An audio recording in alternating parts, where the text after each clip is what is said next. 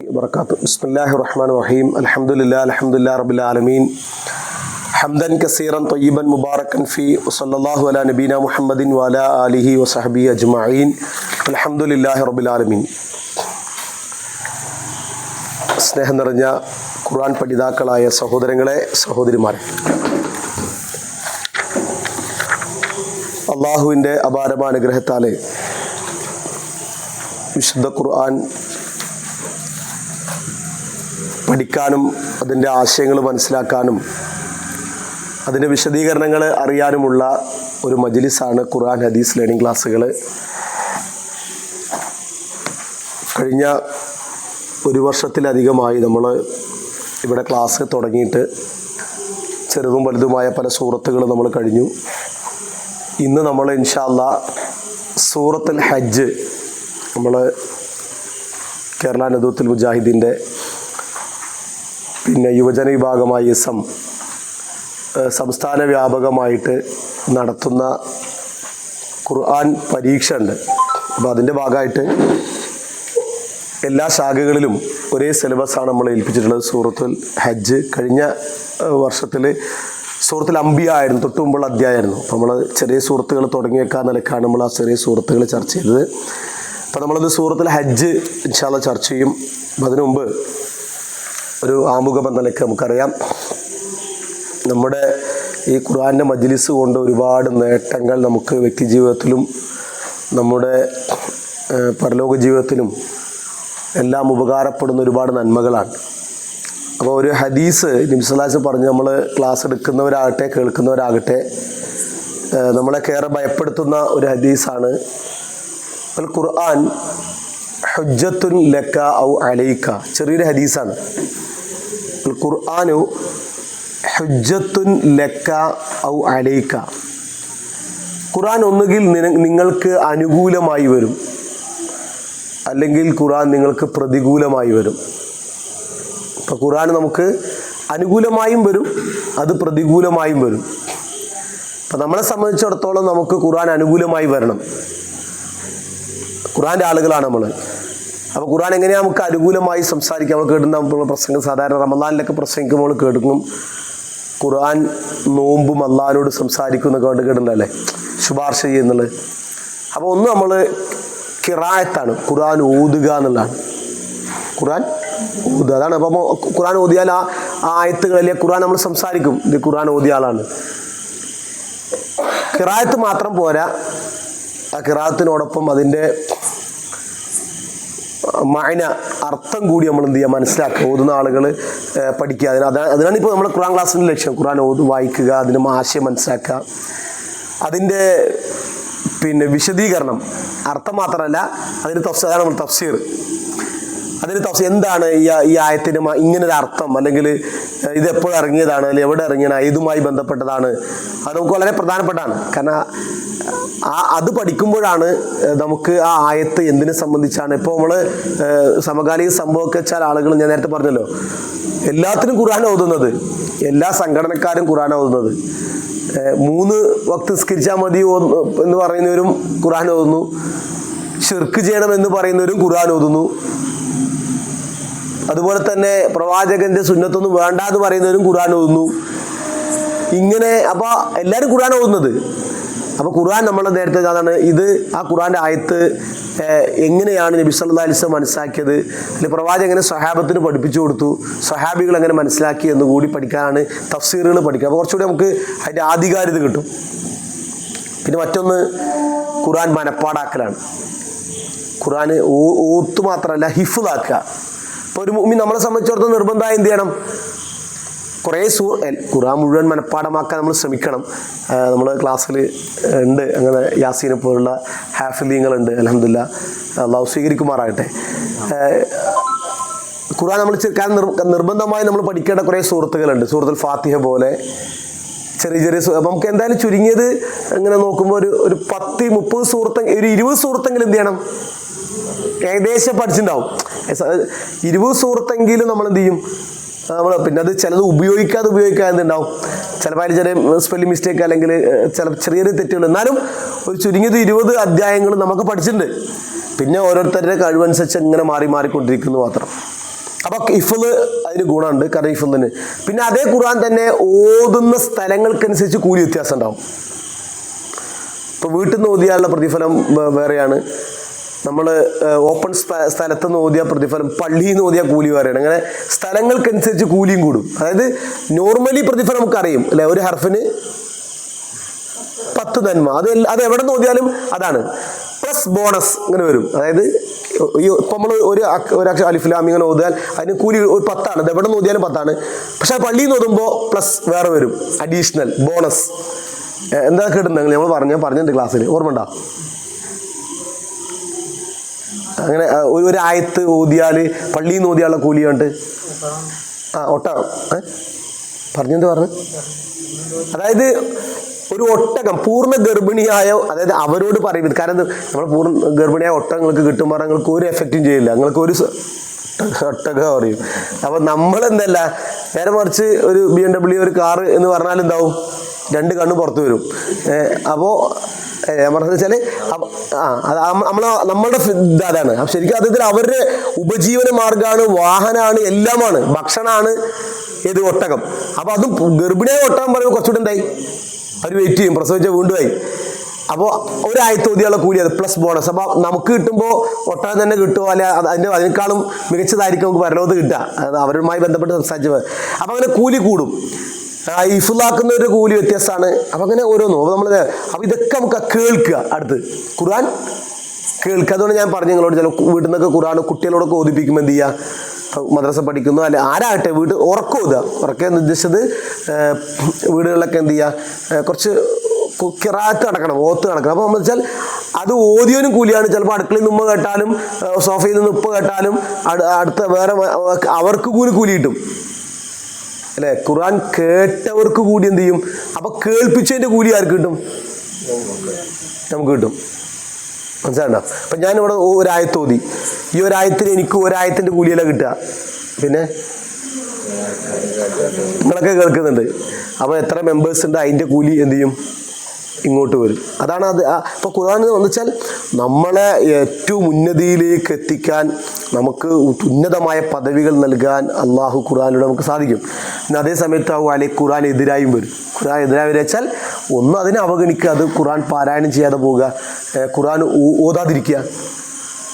ഇപ്പം നല്ല രീതിയിൽ ഖുർആൻ പഠിച്ചോ, എന്തായാലും ചുരുങ്ങിയ എല്ലാ മദ്രസകൾക്കും മഹലിലും ഒരു മദ്രസ തലങ്ങളിൽ പഠിച്ചവരായിരിക്കും, ഒരു 5 വരെയെങ്കിലും ചുരുങ്ങിയത്. ഇപ്പോൾ കേരളത്തെ അവസ്ഥ അല്ല, പക്ഷേ അവരൊരു +2 ഡിഗ്രിക്ക് എത്തുമ്പോൾ പിന്നെ ഖുർആൻ കൈ കൊടുത്താൽ അവർ ഓതുന്നില്ല, അല്ലെങ്കിൽ ഓത്ത് തെറ്റിപ്പോകുന്നു, അതറിയണില്ല, അത് കൂട്ടി വായിക്കാൻ കിട്ടുന്നില്ല. അതെന്താ പ്രശ്നം വെച്ചാൽ അതേ ഖുർആൻ പഠിച്ച നല്ല കുട്ടികൾ പിന്നീട് ഓതാതെ എന്തായി, അവർക്കത് അപ്പോൾ അത് നമുക്ക് പ്രശ്നമാണ്. ഖുർആനെ കൈയൊഴിച്ചാൽ നമുക്ക് കുറ്റകരമായി മാറും. അപ്പോൾ നമ്മൾ നിരന്തരമായിട്ട് ഖുർആൻ എന്ത് ചെയ്യണം, ഖുർആനുമായിട്ട് ബന്ധം സ്ഥാപിക്കാൻ പഠിക്കണം. അപ്പോൾ നമ്മളത് പലരും പല വീടുകളിൽ പല കുട്ടികളിൽ നിന്നും ഒഴിവായി പോയിരിക്കുന്നു. അപ്പോൾ ഇൻഷാ അല്ലാഹ് അത് നമുക്ക് എതിരായി മാറരുത്, അനുകൂലമായി മാറാൻ വേണ്ടി ശ്രമിക്കുക, പ്രാർത്ഥിക്കുക. അള്ളാഹു അനുഗ്രഹിക്കുമാറാകട്ടെ. അപ്പോൾ ഇൻഷാ അല്ലാഹ് നമ്മൾ പുതിയൊരു അധ്യായം സൂറത്തുൽ ഹജ്ജ് നമ്മൾ തുടങ്ങുകയാണ്.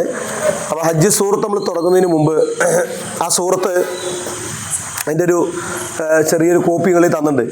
കുറച്ച് ആയത്തുകൾ അതിലുള്ളൂ, ബാക്കി അത് ആയത്തും അതിൻ്റെ അതുമായി ബന്ധപ്പെട്ട കാര്യങ്ങൾ കഴിഞ്ഞ ശേഷം നമുക്ക് വീണ്ടും ഒരു വിശദീകരണം, പിന്നെ അതിൻ്റെ ബാക്കി നമ്മൾ തരും. അപ്പോൾ ഇതിൽ സൂറത്തുൽ ഹജ്ജ്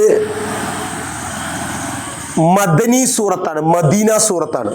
എന്താണ് അതിൽ എഴുതിയിട്ടുണ്ടാവും, ചില ആയത്തുകൾ ചില വ്യത്യാസം ഉണ്ടെങ്കിലും മദനി സൂറത്ത് എന്ന പേരിലാണ് ഏത് സൂറത്ത് അറിയപ്പെടുക, സൂറത്തുൽ ഹജ്ജ് അറിയപ്പെടുക. അപ്പോൾ അതിൻ്റെ ചില പ്രത്യേകതകൾ പണ്ഡിതന്മാർ കൊടുക്കുന്നുണ്ട്. അപ്പോൾ നമ്മളത് ഒരു സൂറത്ത് എവിടെ അവതരിച്ചു എന്നുള്ളത് അതിന് പ്രധാനപ്പെട്ട ഒരു ഘടകമാണ്. 2 ഭാഗത്താണ് ഖുർആൻ എന്ത് ചെയ്യുക. ഖുർആൻ എത്ര അധ്യായമാണ്?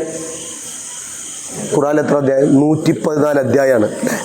അപ്പോൾ അതിൽ നബി സല്ലല്ലാഹു അലൈഹി വസല്ലം 40 വയസ്സ് മുതൽ ഹിജ്റ പോകുന്ന 53 വയസ്സ് വരെ അവതരിച്ച സൂറത്തുകൾക്കാണ് എന്ത് പറയാ, മക്കി സൂറത്ത് എന്ന് പറയാം. അതായത് 40 to 53 13 വർഷം. പിന്നെ 53 മുതൽ 63 വരെ മരിക്കുന്നവരെ 10 വർഷത്തെ ഇറങ്ങിയ സൂറത്തുകൾക്ക് എന്ത് പറയും? മദനി സൂറത്താണ്. പിന്നെ ചില ആയത്തുകൾ അവിടെ ഇറങ്ങാം, ഇവിടെ ഇറങ്ങാം, ഒരേ ആശയങ്ങളുള്ള ഉണ്ടാകാം. അപ്പോൾ ഏതായാലും ഇത് രണ്ടും വേർതിരിച്ച് മനസ്സിലാക്കണം. കാരണം അത് നമ്മൾ ഈ സൂറത്ത് പഠിക്കുമ്പോൾ അല്ലെങ്കിൽ പ്രത്യേകിച്ച് ഖുർആൻ പഠിക്കുമ്പോഴുള്ള വളരെ പ്രധാനപ്പെട്ട ഒരു ഘടകമാണ്. അപ്പോൾ മദനി സൂറത്തിൻ്റെ പ്രത്യേകത, നമ്മൾ മക്കി സൂറത്തിൻ്റെ പ്രത്യേകത നമ്മൾ കുറേ പറഞ്ഞിട്ടുണ്ട്. മദനി സൂറത്തിൻ്റെ പ്രത്യേകത എന്താ വെച്ചാൽ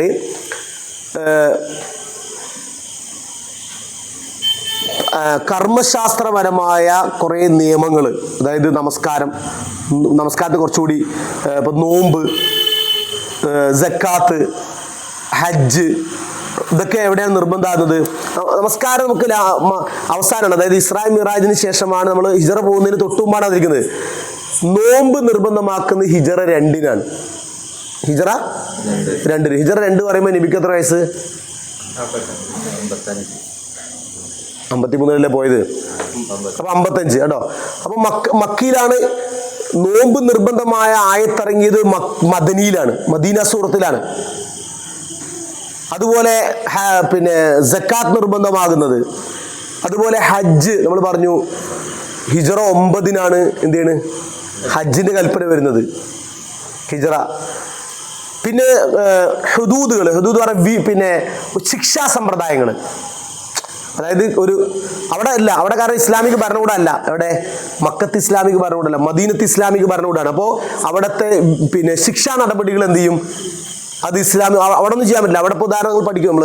ഇപ്പോൾ വ്യഭിചാരത്തിന് അവിടെയുള്ള ശിക്ഷ വീട്ടുതടങ്കലിൽ പാർപ്പിക്കുക എന്നുള്ളതാണ്. അവിടെ മക്കയിൽ. ഇവിടെ എത്തുമ്പോൾ മാറി. ഇവിടെ ഓരോ വ്യക്തികൾക്ക്, അതായത് വിവാഹിതരല്ലാത്തവർ, വിവാഹിതരായവർക്ക് വിഷയം മാറി.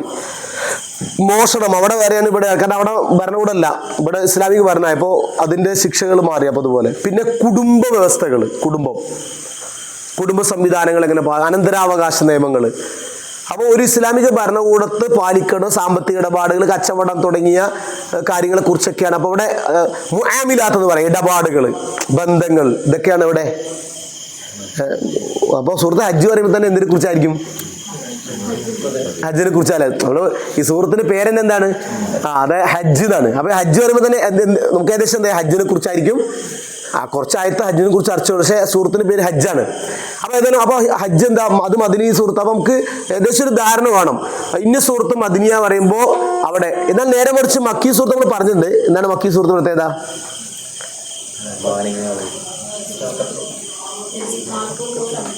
അല്ല അത് ഓക്കെ. എന്തായിരുന്നു സബ്ജക്റ്റ്? എന്തായിരുന്നു മക്കീസു സബ്ജക്റ്റ്? പറഞ്ഞോളി, നിങ്ങൾക്ക് അതിന്റെ നിങ്ങൾ പറഞ്ഞോളി. അതാണ് അതിന്റെ ശരി. ഈമാൻ കാര്യങ്ങൾ, ഒറ്റ വാക്ക്. എന്താണ് അതിലെല്ലാം പെട്ടു. ഈമാൻ കാര്യങ്ങൾ, വിശ്വസിക്കേണ്ട കാര്യങ്ങളാണ് കൂടുതൽ എവിടെ? മക്കി സൂറത്ത്. അപ്പൊ വിശ്വാസകാര്യം എന്താണെന്ന് നിങ്ങൾ എണ്ണിയാൽ മതി. അപ്പൊ ഇവിടെ കൂടുതൽ. അപ്പോൾ ഏതായാലും നമ്മൾ ഹജ്ജിന് അപ്പോൾ മറ്റേ പ്രത്യേകത വിഭാഗത്തുകൾ ഒരുപാടുണ്ട്. ഇബാത്തുകൾ സ്വലാത്തുണ്ട്, പിന്നെ സക്കാത്തുണ്ട്, സൗമുണ്ട്, ഉംറയുണ്ട്, സ്വതക്കുണ്ട്, അപ്പോൾ അതൊക്കെ ഉണ്ടെങ്കിലും ഒരു ഇബാദത്തിന്റെ പേരിൽ ഒറ്റ സൂറത്തേ ഉള്ളൂ. എന്ത്? സ്വലാത്തോട്ടൊരു സുഹൃത്തില്ല. അപ്പോൾ ആ ഇബാദത്തിന്റെ പ്രത്യേകതയാണ്. അതിൻ്റെതായ ഒരു മഹത്വം. കാരണം ആ ഇബാദത്ത് നബി സല്ലല്ലാഹു അലൈഹി വസല്ലം ഒരിക്കലും നിർവഹിച്ചിട്ടുള്ളൂ, ഒറ്റ പ്രാവശ്യം. മറ്റേയൊക്കെ ഒരുപാട് തവണ, അപ്പോൾ ഇത് ഒരിക്കൽ ചെയ്തിട്ടുള്ളൂ. അപ്പോൾ അതിൻ്റെതായ അത് കാരണം നമ്മൾ ചോദിച്ചിരുന്നു, ഹജ്ജ് എത്ര ദിവസമാണ്? ഹജ്ജ് എത്ര ദിവസം കൊണ്ട് ചെയ്യേണ്ട ഒരു കർമ്മമാണ്? ശരി, ഓക്കെ. നിങ്ങൾ സമാധാനത്തെ ആലോചിച്ച് പറഞ്ഞായി.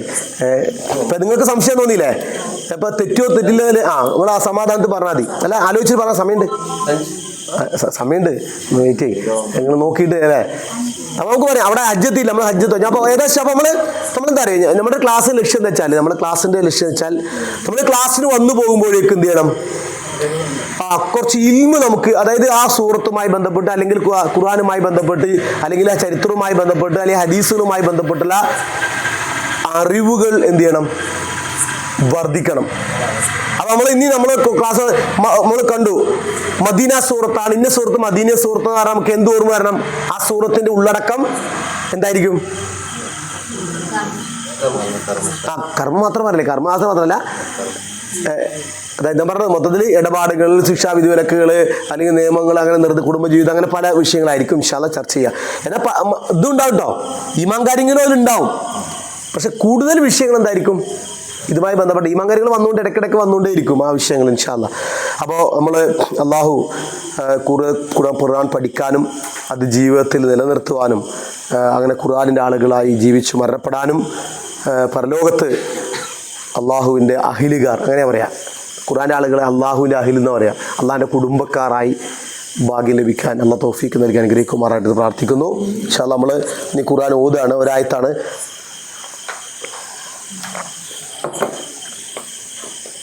അപ്പോൾ നമ്മൾ കഴിഞ്ഞ ക്ലാസ്സിൽ ഞാൻ പറഞ്ഞത് ഖുർആൻ പാരായണത്തിന് 22 നിയമങ്ങൾ, 22 റൂൾസ് ഉണ്ട് എന്ന് പറഞ്ഞിട്ട് ഞാൻ 40 വയസ്സ് വരെ ഉംറയോ ഹജ്ജോ ചെയ്തിട്ടുണ്ട്. 40 വയസ്സ് കോദം. അഊദു ബില്ലാഹി മിനശ് ശൈത്വാനിർ റജീം.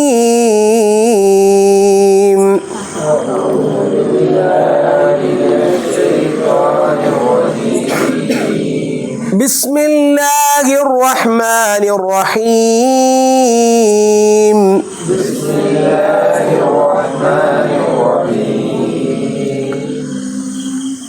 യാ അയ്യുഹന്നാസു തഖൂ റബ്ബക്കും.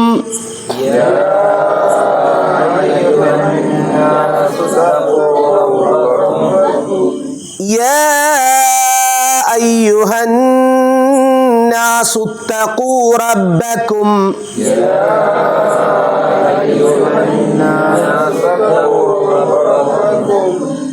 ഇന്ന സൽസലത്തസ് സാഅത്തി ശൈഉൻ അളീം.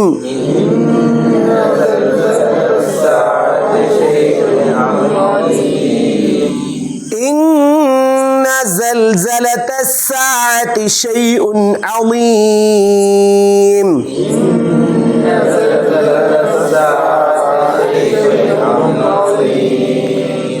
ഓക്കെ, ഒരായത്ത് എടുക്കാം, നമുക്ക് ആയത്ത് വിശദീകരിച്ചിട്ട് അടുത്ത ആയത്തിലേക്ക് പോകാം.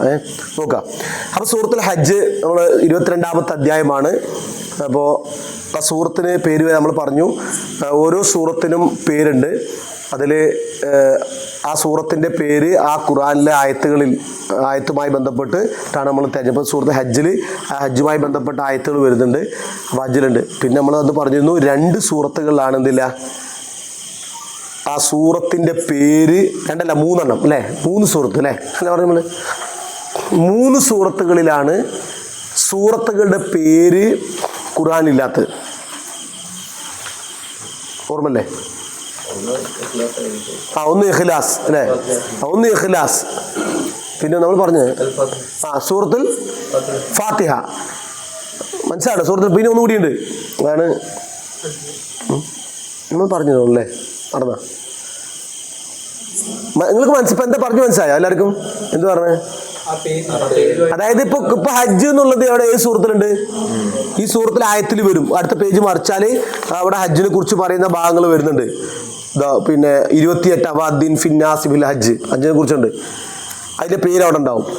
എന്നാൽ ഇഖ്ലാസ് ഏതാണ്? ഇഖ്ലാസ് സൂറത്ത് അതിലെന്തില്ല? ഇഖ്ലാസ് ഇല്ല. ഫാത്തിഹ അതിൽ ആയത്തിൽ എന്തില്ല? ഫാത്തിഹ ഇല്ല. പിന്നെ ഒരു സൂറത്ത് കൂടി ഉണ്ട്, സൂറത്തുൽ അംബിയാ. എന്താണ് അംബിയാ എന്നുള്ള പദം ഏതിലില്ല? ആ സൂറത്തിൽ ചർച്ച എന്താണ്? നബിമാരെ കുറിച്ചാണ്, അംബിയാക്കന്മാരുടെ ചരിത്രമാണ്. പക്ഷെ ഈ പേരെന്തില്ല? അംബിയാ എന്നുള്ള പദം എന്തിലില്ല? അപ്പൊ അതിന് 3 സൂറത്താണ് നിലവിലുള്ളത്. ശരി, ഓക്കെ. അപ്പൊ നമുക്ക് നോക്കാം. അല്ലാഹു സുബ്ഹാനഹു വ തആല ഈ ആയത്തിൽ എല്ലാ മനുഷ്യന്മാരെയും വിളിച്ചുകൊണ്ട് യാ അയ്യുഹന്നാസ്, അല്ലയോ മനുഷ്യരെ, യാ അയ്യുഹന്നാസ്, അല്ലയോ മനുഷ്യരെ, ഇത്തഖൂ റബ്ബക്കും, തഖൂ നിങ്ങൾ സൂക്ഷിക്കണം, റബ്ബക്കും നിങ്ങളുടെ രക്ഷിതാവിനെ. ആയത്ത് മുഴുവൻ അർത്ഥം പറഞ്ഞ് നമുക്കൊന്ന് ഒന്നുകൂടി വിശദീകരിക്കാം. ഇന്ന തീർച്ചയായും, ഇന്ന തീർച്ചയായും, സൽസലത്ത സാഅത്ത് സൽസല ഒരു സൂറത്ത് തന്നെ ഉണ്ടല്ലോ ആ സൂറത്ത് അല്ലേ, സൂറത്തുൽ സൽസല അല്ലേ. അപ്പൊ എന്താ സൽസല? പ്രകമ്പനം, കുലുക്കം, പ്രകമ്പനം, കുലുക്കം. സൽസലത്ത് സാഅത്തി. സായത്ത് പറഞ്ഞാൽ ഇവിടെ ഉദ്ദേശം എന്ന് വെച്ചാൽ അല്ല ഇവിടെ സമയത്തിന്റെ അർത്ഥമുണ്ട്. ഇപ്പൊ നമ്മള് അറബിയിലൊക്കെ പിന്നെ നമ്മള് ക്ലോക്കിനൊക്കെ അല്ലെങ്കിൽ വാച്ചിനൊക്കെ കൊടുക്കുന്നത് എന്താണ്? സായത്ത്. നമ്മള് മദ്രസയിലേക്ക് സായത്ത് വാച്ച് സമയം എന്നല്ലേ. ഇവിടെ ഉദ്ദേശിച്ച അന്ത്യനാള്, അന്ത്യസമയം, അതാണ് കൂടുതൽ അന്ത്യനാളിന്. അപ്പൊ അന്ത്യനാള് സംഭവിക്കുമ്പോഴുള്ള അതിന്റെ പ്രകമ്പനം, അന്ത്യനാൾ സംഭവിക്കുമ്പോൾ അതാണ് അനുഭവം. ഇന്ന സൽസലത്ത സാഅത്തി, അന്ത്യനാളിന്റെ പ്രകമ്പനം. ഷെയ്ഉൻ, അക്കാര്യം. ഷെയ്ഉൻ പറഞ്ഞാൽ ആ കാര്യം. അദീം, അദീം, വമ്പിച്ചതാണ്, ഭയങ്കര, വളരെ അദീം. ഇത് പ്രിന്റ് ഔട്ട് എല്ലാവർക്കും ഉണ്ടല്ലോ അല്ലേ? ഇവിടെ ഉണ്ട് കേട്ടോ, സ്റ്റോക്ക് ഒന്നും ഇല്ലാത്തൊരു കിട്ടിയില്ല, എല്ലാവർക്കും ഉണ്ടല്ലോ അല്ലേ? ഇല്ലെങ്കിൽ നമുക്ക് പറയണേ. അപ്പോൾ എന്ത് ചെയ്യാൻ പ്രിന്റ് ഔട്ട് തന്നതെന്ന് വെച്ചാൽ നിങ്ങളൊരു പേനയോ പെൻസിലായിട്ട് വരിക, എന്തെങ്കിലുമൊക്കെ അഡീഷണൽ ആയിട്ട് ചേർക്കാണ്ടെങ്കിലോ ഹദീസോ ആയത്തൊക്കെ ഉണ്ടെങ്കിൽ സൈഡിൽ നിന്ന് എഴുതി വെക്കുക. പരമാവധി നിങ്ങൾ എന്താ വെച്ചാൽ കൊണ്ടുവരിക. നിങ്ങൾ വായിക്കാനുള്ളതാണ്. ഇവിടെ വെച്ചിട്ട് പോയാൽ നമ്മുടെ ആ ലക്ഷ്യം എന്തിനാണോ ഇത് തന്നത് അത് പൂർത്തിയാവില്ല. അപ്പോൾ നിങ്ങൾ അതൊരു ഒരു ക്ലാസ്സിന് സിസ്റ്റം തന്നെ ഖുർആൻ ഹദീസ് ലേണിംഗ് സ്കൂളാണ്. സ്കൂളിൽ പോണ പോലെ എന്ത് ചെയ്യുക, ബാഗും പെൻസിലൊക്കെ ആയിട്ട് ആ സിസ്റ്റമാറ്റിക് തന്നെ വരിക. അപ്പം നമുക്ക് പഠിക്കാനാണല്ലോ. അപ്പം ഇന്നൊരായത്ത് നമ്മൾ പറയുന്നത് ഒന്നുകൂടി നോക്കുക. അപ്പം ഈ ആയത്ത് അത് നമ്മൾ ശ്രദ്ധിക്കേണ്ടതെന്ന് വെച്ചാൽ, അതായത് പൊതുവെ എല്ലാ മനുഷ്യരും നിർബന്ധമായി വളരെ ഗൗരവമായി അറിഞ്ഞിരിക്കേണ്ട കാര്യങ്ങളെക്കുറിച്ച് അള്ളാഹ് പറയുമ്പോഴാണ് ഈ യാ അയ്യുഹന്നാസ് ഉപയോഗിക്കുക. മുഅ്മിനീങ്ങൾ മാത്രം ഫോളോ ചെയ്യേണ്ട കാര്യങ്ങളെക്കുറിച്ചാകുമ്പോൾ എന്ത് ചെയ്യും? യാ അയ്യുഹല്ലദീന ആമനു ആയിട്ട് പറയും. കാരണം ഈമാൻ ഉണ്ടെങ്കിൽ അത് ചെയ്യാൻ പറ്റുള്ളൂ മറ്റു കാര്യങ്ങൾ. എന്നാൽ പൊതുവെ എല്ലാ മനുഷ്യരും എന്ത് ചെയ്യണം? വളരെ ഗൗരവമായി ശ്രദ്ധിക്കേണ്ട വിഷയം, പൊതുവായ വിഷയങ്ങൾ. അത് ഖുർആൻ ആയത്തിൽ പരിശോധിച്ചാൽ കാണാൻ കഴിയും. ഇപ്പോൾ യാ അയ്യുഹന്നാസു ഉഅ്ബുദൂ റബ്ബക്കും, നിങ്ങൾ റബ്ബിനെ ഇബാദത്ത്, എല്ലാ മനുഷ്യന്മാരും അള്ളാഹിനെ ആരാധിക്കണം. അപ്പോൾ നമ്മൾ എല്ലാ ജുമുഅയിലും ആയത്തോതും അല്ലേ, യാ അയ്യുഹന്നാസ് തഖൂ റബ്ബക്കുമുല്ലദീ ഖലഖക്കും മിൻ നഫ്സിൻ വാഹിദ. അതെല്ലാവരും മനസ്സിലാക്കണം. അതുപോലെ നമ്മുടെ വേൾഡ് കപ്പ് ഫുട്ബോളിൽ ഓതിയ ഒന്നാമത്തെ ആയത്താണ്. അവിടെ ആയത്തോതിയിട്ടല്ലേ തുടങ്ങിയത്. ഫതഹ് ഗാനിം. മോർഗന്റെ ചോദ്യത്തിന് എല്ലാവരെയും കൂട്ടിയോജിപ്പിക്കാൻ നമ്മൾ എന്താ ചെയ്യേണ്ടത്? വ്യത്യസ്ത മതവും ജാതിയും വർണ്ണവും ഒക്കെ ഉള്ള ആളുകളെ എല്ലാവരും ഒരുമിച്ച് ഒരു പ്ലാറ്റ്ഫോമിൽ നിർത്താൻ നമ്മൾ എന്ത് ചെയ്യണം? ഒരായത്തല്ല കുട്ടി പോകുന്നത്. ഓർമ്മ ഉണ്ടാവണം, കളിച്ചാൽ മാത്രം പോരാ. അത് കാരണം അത് എല്ലാ കോണുകളിലും, അതായത് എല്ലാ മനുഷ്യരും ആ ആയത്തിന്റെ പരിഭാഷ യാ അയ്യുഹന്നാസ് ഇന്നാ ഖലഖ്നാകും മിൻ ദക്കരിൻ വ ഉൻസാ വജഅൽനാകും ശുഊബൻ വ ഖബായില ലിതഅറഫു ഇന്ന അക്രമകും ഇൻദല്ലാഹി അത്ഖാകും ഇന്നല്ലാഹ്. അല്ലയോ മനുഷ്യർ, നിങ്ങളൊരു ആണിൽ നിന്നും പെണ്ണിൽ നിന്നുമാണ്. നിങ്ങൾ വിവിധ വർഗ്ഗങ്ങളും ഗോത്രങ്ങളൊക്കെ ആക്കി മാറ്റിയത് നിങ്ങൾ പരസ്പരം അറിയപ്പെടാൻ വേണ്ടിയാണ്. നിങ്ങൾ ഏറ്റവും നല്ലവൻ രക്ഷിതാവെങ്കിൽ സൂക്ഷ്മത പാലിച്ചവരാണ്. ഇന്ന അക്രമക്കും ഇൻദല്ലാഹി അത്ഖാകും. ആയത്ത് ഓതി, അത് വളരെ പ്രധാനപ്പെട്ട ആയത്ത്. ശരി, അപ്പോൾ ഇവിടെ പൊതുവായ ഒരു കാര്യം, എല്ലാ മനുഷ്യരും ഇതിലെല്ലാവരും ഉൾക്കൊണ്ടു. ഇതിൽ എല്ലാ മനുഷ്യരും എന്ന് പറഞ്ഞ സത്യത്തിൽ ഖുർആൻ എന്നുള്ളത് നമ്മൾ ഇപ്പോഴിപ്പോൾ അടുത്ത് ഞാൻ ഒരു സംസാരത്തിൽ കേട്ടു. അതായത് ഇപ്പോൾ ലേറ്റസ്റ്റ് ഇപ്പോൾ കഴിഞ്ഞ ഒരു 1-2 ദിവസം മുമ്പ് നടന്ന ഒരു ഉസ്താദ് ഇങ്ങനെ നബിദിനുമായി ബന്ധപ്പെട്ട് ഇങ്ങനെ ആളുകൾക്കിടെ ഇറങ്ങിയിട്ട് ചോദ്യമാണ്, മുഹമ്മദ് നബിയെ കുറിച്ച് നിങ്ങൾ മറ്റു കേട്ടിട്ടുണ്ടോ ചോദിച്ചത്. അപ്പോൾ ചോദിക്കുന്നത് അറിയാം, ഞങ്ങളുടെ നബിയെക്കുറിച്ച് നിങ്ങൾക്ക് വല്ല അറിയോ എന്നാ ചോദിക്കുക. അങ്ങനെ ചോദിക്കാൻ തന്നെ പാടില്ല. എന്താ പറയണ്ടേ? നമ്മുടെ നബി എന്നാ പറഞ്ഞത്. അവരുടെയും കൂടി നബിയാണ്. കാരണം യാ അയ്യുഹന്നാസ് ഇന്നി റസൂലുള്ളാഹി ഇലൈക്കും എന്നാ പറഞ്ഞത്. അല്ലയോ മനുഷ്യരെ, ഞാൻ സത്യത്തിൽ ഇവിടെയുള്ള എല്ലാ മനുഷ്യരുടെയും പ്രവാചകനാണ്. ആര്? അവർ അംഗീകരിക്കുന്നില്ല എന്നുള്ളൂ. പക്ഷെ സത്യത്തിൽ എന്താണ്? ഖുർആൻ ഇതുപോലെ എന്താണ്? ഖുർആൻ അതാണ്. ഇപ്പോഴും ഞങ്ങളുടെ ഗ്രന്ഥം വായിച്ചിട്ടോ ചോദിക്കരുത്, നമ്മുടെ ഗ്രന്ഥം ഖുർആൻ ജനങ്ങൾ കണ്ണുപൊട്ടിപ്പോ. നമ്മൾ പണ്ട് മദ്രസയിൽ, നിങ്ങൾക്ക് അറിയാം, പണ്ട് മദ്രസയിൽ ഖുർആൻ മാത്രം പൊതിയാനൊരു ഇതുണ്ടായിരുന്നു, ഒരു ബാഗ്. പഴയ ആളുകൾക്ക് ഇറങ്ങി ചുറ്റിപ്പൊതിയനൊരു ഇങ്ങനെ വെച്ചിട്ട് ഒരു കവറിലിട്ട് ഇങ്ങനെ ചുറ്റിപ്പൊതിയും. എന്നിട്ട് അതാണ് വേറെ ബാഗിലിടുക. ഖുർആൻ വേറെ ഒന്നിലും എന്ത് ചെയ്യില്ല. ഓർമ്മ ഉണ്ടോ? ഖുർആൻ മറ്റൊരു കൊടുക്കൂല. ഇപ്പോൾ ഒരു ലീലാകൃഷ്ണൻ അത് ഒരാൾ ഓപ്പൺ പ്രസംഗിച്ചു. അയാൾ ചെറുപ്പത്ത് ഖുർആൻ പലരും പരിഭാഷ ചോദിച്ചു. ആൾ ഖുർആനെ കുറിച്ച് പഠിച്ചാലാണ്. കണ്ണു പൊട്ടിപ്പോകുന്ന പറഞ്ഞത്രേ അയാളോട്. അയാൾ പൊതുപ്രസംഗത്തിൽ പ്രസംഗിക്കുക എപ്പോഴും ജീവിച്ചിരിപ്പുണ്ട്. നിങ്ങളുടെ കണ്ണ് പൊട്ടിപ്പോകുന്ന അയാളോട് പറഞ്ഞു എന്ന് ഖുർആൻ വായിച്ചാൽ. കണ്ണ് പൊട്ടിക്കാനല്ല, കണ്ണ് തുറപ്പിക്കണ ഗ്രന്ഥാണിത്. മനുഷ്യന്മാരെ കണ്ണ് അടപ്പിക്കുന്ന ഗ്രന്ഥമല്ല അത്, കണ്ണ് തുറപ്പിക്കും അതാണ്. പക്ഷേ അപ്പോൾ അയാൾ പറയുന്നത്, അയാളെന്നെ പറയുന്നത് ഇത് കണ്ണ് തുറപ്പിക്കുന്ന ഗ്രന്ഥമാണ്, പൊട്ടിക്കല്ല. അപ്പോൾ അതാണ്. അപ്പോൾ നമ്മുടെ പ്രവാചകൻ, നമ്മുടെ ഖുർആൻ എല്ലാ അതാണ്. അപ്പോൾ ഖുർആൻ എല്ലാ മനുഷ്യന്മാർ യാ യുഹന്നാസ് ആകുമ്പോൾ എല്ലാവരും വിട്ടു, എല്ലാ മനുഷ്യന്മാരോടാണ്. ഏത് മതം ഉണ്ടാകട്ടെ, മതമില്ലാത്താകട്ടെ, ഏത് വിഭാഗമാകട്ടെ, എല്ലാ മനുഷ്യന്മാരുടെയും അവർക്കുള്ള പൊതുവെ ഇത്തഖൂ റബ്ബക്കും, നിങ്ങൾ നിങ്ങളുടെ റബ്ബിനെ സൂക്ഷിക്കുക ആണ്. തഖൂ എന്ന് പറഞ്ഞാൽ നിങ്ങൾ സൂക്ഷിക്കുക. തഖ്വ എന്നാൽ തഖ്വ എന്നാണ് അതിന് പദം. എന്താണ് അത്തഖ്വ? അതിൽ പദം പഠിച്ചത് അത്തഖ്വ. അത് അവിടെ സൈഡിൽ എഴുതി വെച്ചോ, ചിലപ്പോൾ കിട്ടും. തഖ്വ അത്തഖ്വ അതാണ് അതിൽ പഠിക്കാനുള്ള പദം. അപ്പം നിങ്ങൾ നിങ്ങളുടെ റബ്ബിനെ സൂക്ഷിക്കണം. അപ്പോൾ നമുക്കറിയാം നബി സല്ലല്ലാഹു അലൈഹി വസല്ലമ എല്ലാ പ്രസംഗത്തിലും അല്ലേ, നമ്മൾ ഖുത്ബയിൽ തഖ്വ കൊണ്ട് വസിയത്ത് ചെയ്യാന്ന് പറയും. ഊസീക്കും ഇയ്യായ അവ്വലം ബി തഖ്വല്ലാഹ്. ഞാൻ ആദ്യം എന്നോട് നിങ്ങളോടൊക്കെ എന്ത് ചെയ്യും, തഖ്വയ്ക്ക് വസിയത്ത് ചെയ്യാം, നമ്മൾ തഖ്വ പാലിക്കണേ എന്ന് വസിയത്ത് ചെയ്യുന്നു കൊണ്ടാണ് ഖുത്ബയൊക്കെ തുടങ്ങുക. അതിൽ 3 ആയത്തിൽ എന്തുണ്ട്? 3 ആയത്ത് ഓതും. ആയത്തല്ലേ ഖുത്ബയിൽ എത്ര ആയത്ത് ഓതും? തുടക്കത്തിൽ 3 ആയത്ത് ഓതൂലേ? 3 സൂറത്ത്. ഈ 3 ആയത്തിൽ എന്തുണ്ട്? അതൊക്കെ എപ്പോഴും കേൾക്കും നമ്മൾ. നേരം അതാണ് ഞാൻ പറഞ്ഞത്. ഒരു പണ്ഡിതൻ പറഞ്ഞു, നമ്മൾ ആദ്യം ഈ 3 ആയത്തിൻ്റെ അർത്ഥമെങ്കിലും ആദ്യം പറഞ്ഞു കൊടുക്കുകയാണ് ജനങ്ങൾക്കേ. കാരണം എല്ലാ ഖുത്ബയും കേൾക്കുന്നവർ ഈ 3 ആയത്തിൻ്റെ അർത്ഥമെങ്കിലും എന്ത് ചെയ്യുക, അതൊരു ഖുത്ബ.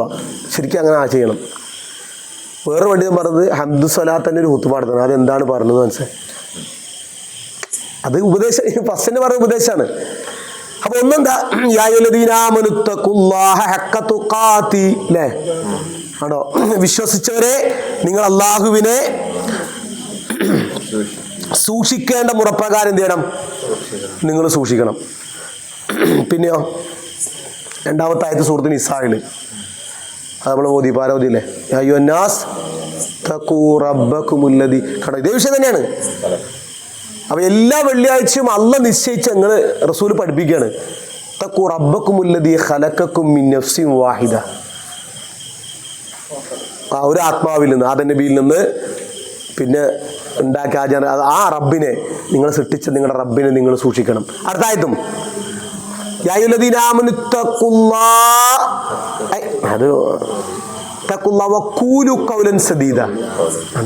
നിങ്ങൾ തഖ്വ പാലിക്കണം, നിങ്ങളുടെ സംസാരം നന്നാക്കണം. വഖൂലു ഖൗലൻ സദീദ, നല്ല നല്ല സംസാരം. അപ്പൊ ഇവിടെ ഈ 3 ആയത്തിൽ എന്തുണ്ട്? തഖ്വ ഉണ്ട്. അപ്പൊ ഇത് എന്താണ് തഖ്വ പറയണം, നമ്മൾ പഠിക്കണം. നമുക്ക് എല്ലാവർക്കും തഖ്വ നിർബന്ധമാണ്, തഖ്വ വാജിബാണ് എല്ലാവർക്കും. അതാണ് മൊത്തത്തിൽ എല്ലാ തഖ്വ ഉണ്ടാകുക. തഖ്വ എങ്ങനെയൊക്കെ ഉണ്ടാകും? തഖ്വ എന്നുള്ളത് നമുക്കുണ്ടാകണം. അതെങ്ങനെ ഉണ്ടാകും? അത് അല്ലാഹു നിങ്ങൾ അള്ളാഹിനെ സൂക്ഷിക്കണം എന്ന് പറഞ്ഞാൽ അപ്പോൾ എങ്ങനെയൊക്കെ സൂക്ഷിക്കണം, അല്ലെങ്കിൽ അപ്പോൾ എന്താണ് തഖ്വ നമ്മൾ പഠിക്കണം. അപ്പോൾ പണ്ഡിതന്മാർ അതിനെക്കുറിച്ച് കുറേ ഒരു സ്വഹാബികൾ, ഇപ്പോൾ അബ്ദുല്ലാ ബിൻ മസ്ഊദ് റളിയല്ലാഹു അൻഹു എന്ന സ്വഹാബി പറയാൻ, തഖ്വ എന്ന് പറഞ്ഞാൽ എന്താ, കാരണം സ്വഹാബികളുടെ കൗല് വളരെ പ്രധാനപ്പെട്ടാണ്. കാരണം അവർ ഫസ്റ്റ് ഓഡിയൻസ് ആണ്. ആര്? റസൂൽ സല്ലല്ലാഹു അലൈഹി വസല്ലം ഫസ്റ്റ് ഓഡിയൻസ് ആണ്. ആര്? സ്വഹാബത്ത്.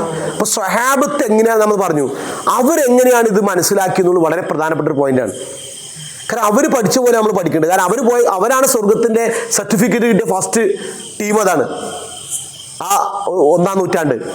അപ്പോൾ ആ അബ്ദുൽ മസ്ഊദ് റളിയല്ലാഹു അൻഹു ഇത് കുറച്ചൊരു പ്രത്യേകതയുള്ള സഹാബിയാണ്.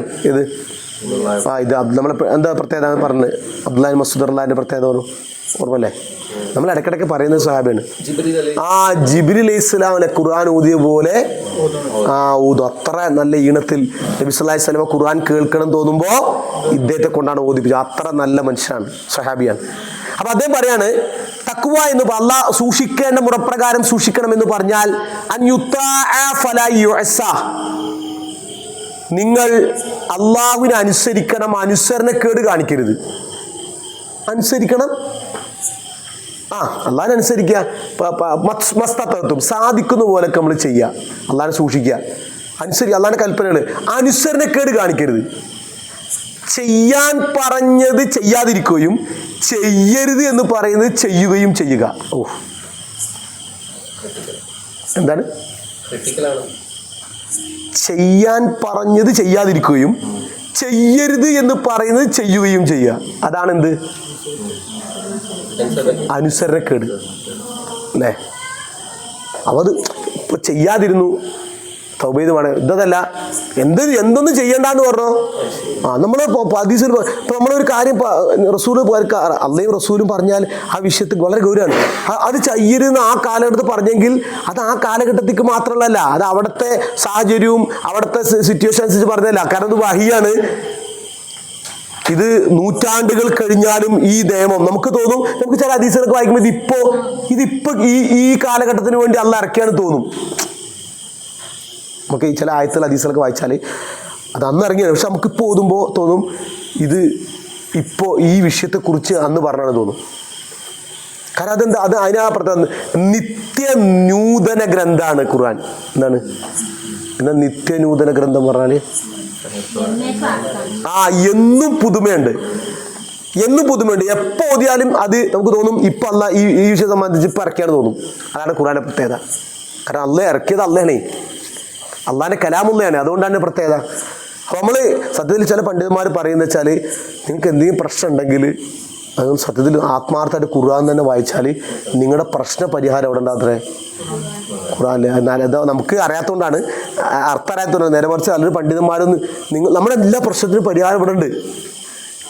ഇത് നിർദ്ദേശിച്ച് ഇത് മതി. പക്ഷെ നമ്മൾ അങ്ങോട്ട് എത്തിയിട്ടില്ലാത്തതുകൊണ്ടാണ്. ഇൻഷാ അല്ലാഹ്.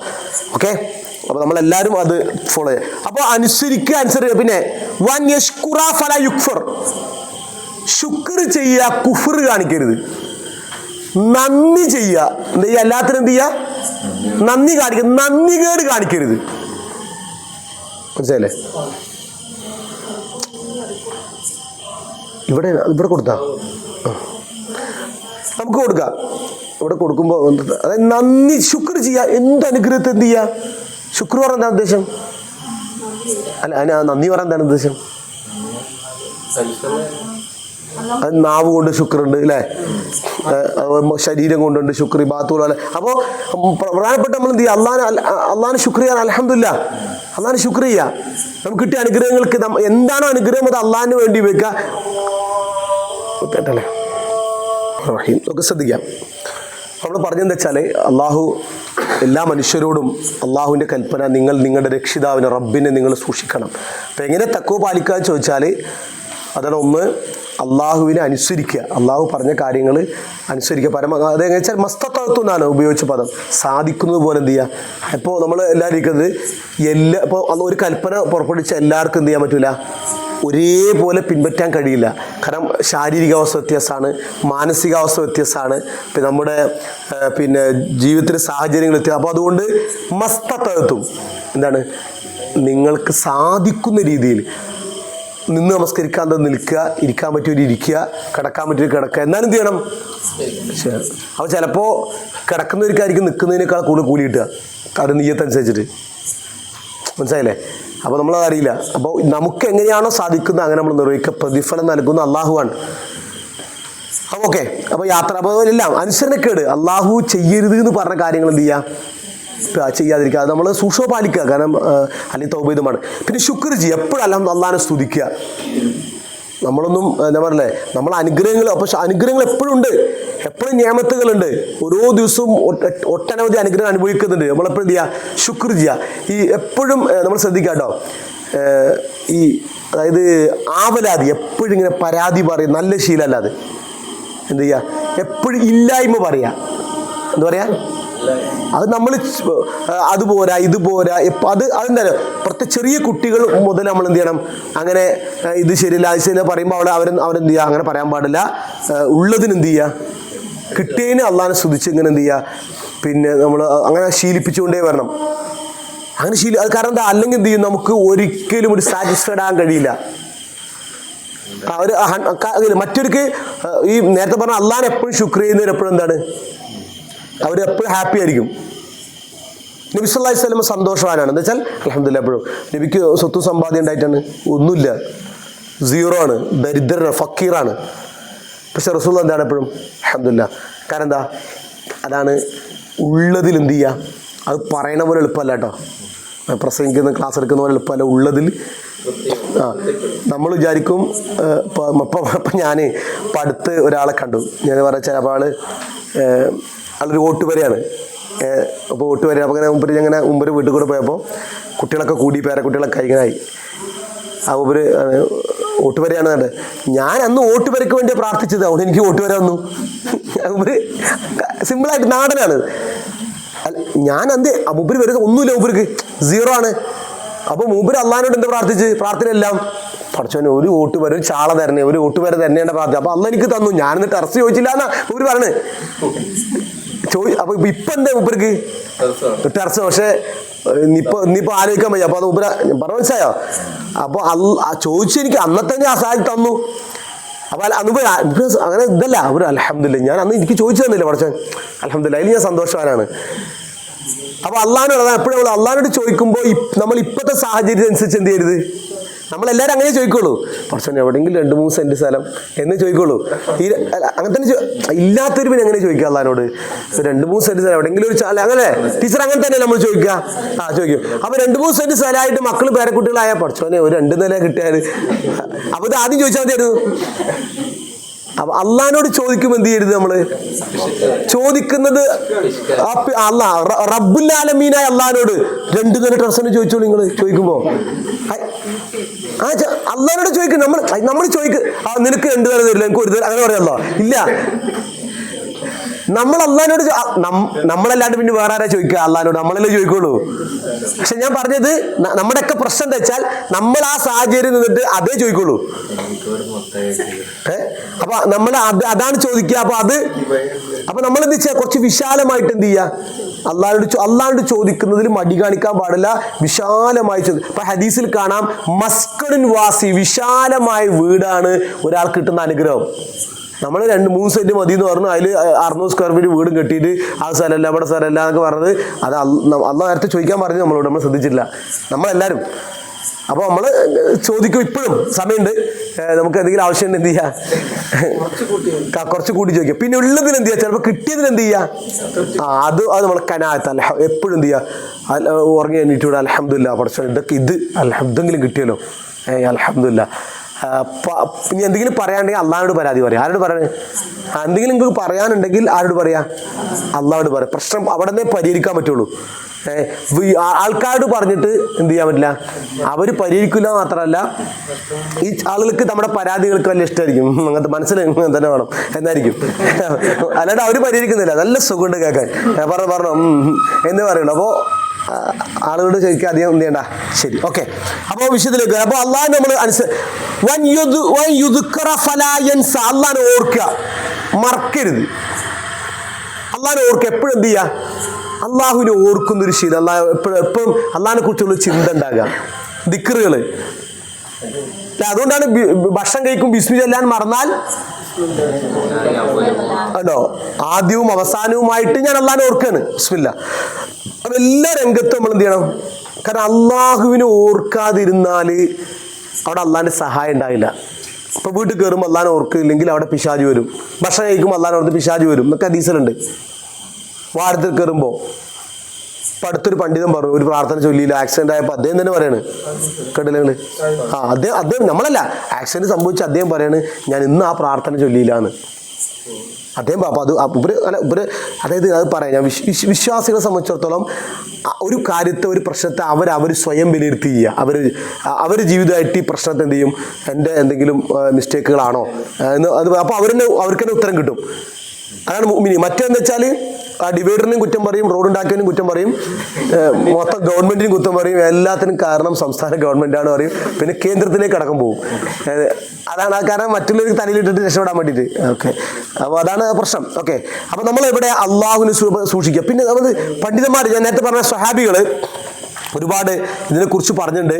അപ്പോൾ ഞാനതിൽ പറഞ്ഞ ഏറ്റവും പ്രധാനപ്പെട്ട ഒരു ഉദ്ധരണിയാണ് നിങ്ങൾ കേൾപ്പിച്ചത്. അതായത് അബ്ദുല്ലാഹി മസ്ഊദ് റളിയല്ലാഹു പറഞ്ഞു. അപ്പോൾ നമ്മൾ എന്ത് ചെയ്യുക, അള്ളാഹിനെ ഓർക്കുക. എല്ലാത്തിലും നമ്മൾ കിട്ടുന്നൊക്കെ നിയമത്തുകളൊക്കെ അള്ളാഹിനെ ഓർക്കുകയും ദിക്ർ ചെയ്യുകയും ചെയ്യണം.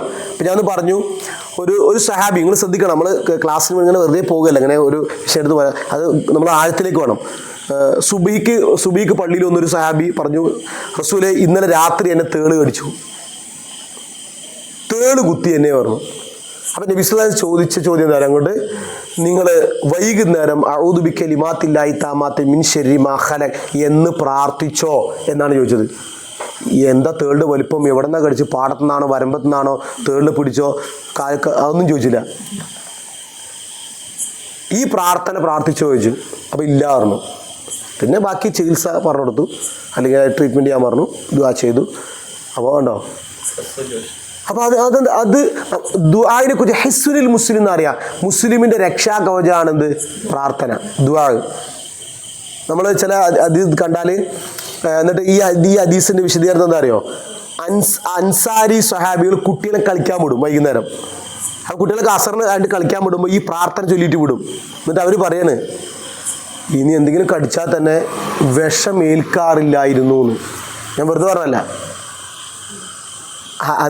ഈ ഹദീസിനെ സഹാബികൾ പറയാണ്, സഹാബ വനിത, ഞങ്ങൾ കുട്ടികളെ എന്ത് ചെയ്യും, ഈ ദുആ ചൊല്ലി പഠിപ്പിച്ചിട്ട് പറഞ്ഞേക്കും. ഇനി എന്ന് പറഞ്ഞാൽ ചിലത് നമുക്ക് നമ്മൾ അത് അല്ലാഹ് പറഞ്ഞ എന്താണ് നമ്മൾ വിചാരിച്ചിരിക്കുന്നത്. ദുആന് അത്രമാത്രം സ്വാധീനമുണ്ട്, പ്രാർത്ഥനയ്ക്ക് അത്രമാത്രല്ലേ. ഒരു ഫ്ലൈറ്റ് 2 പ്രാവശ്യം തിരിച്ചു വന്നില്ലേ, പോയ ഫ്ലൈറ്റ് തിരിച്ചു വരും. അത് കെട്ടുകഥ, മറ്റേ ഡിങ്കൻ്റെ കഥയൊന്നും അല്ലത്, ഇത് ഹക്കാണ്, ഇപ്പോൾ നടന്നാണ്. അല്ലാണ്ട് ഫ്ലൈറ്റ് തിരിച്ചു വെച്ച മറ്റൊരു കഥ പറയാം, അങ്ങനത്തെ കഥയൊന്നുമല്ല. ഇത് ലൈവ് കഥയാണ്. 2 പ്രാവശ്യം ഫ്ലൈറ്റുള്ള ഒരാൾക്ക് വേണ്ടി അതിന് 10-200 ആൾക്കാരുണ്ടാവും.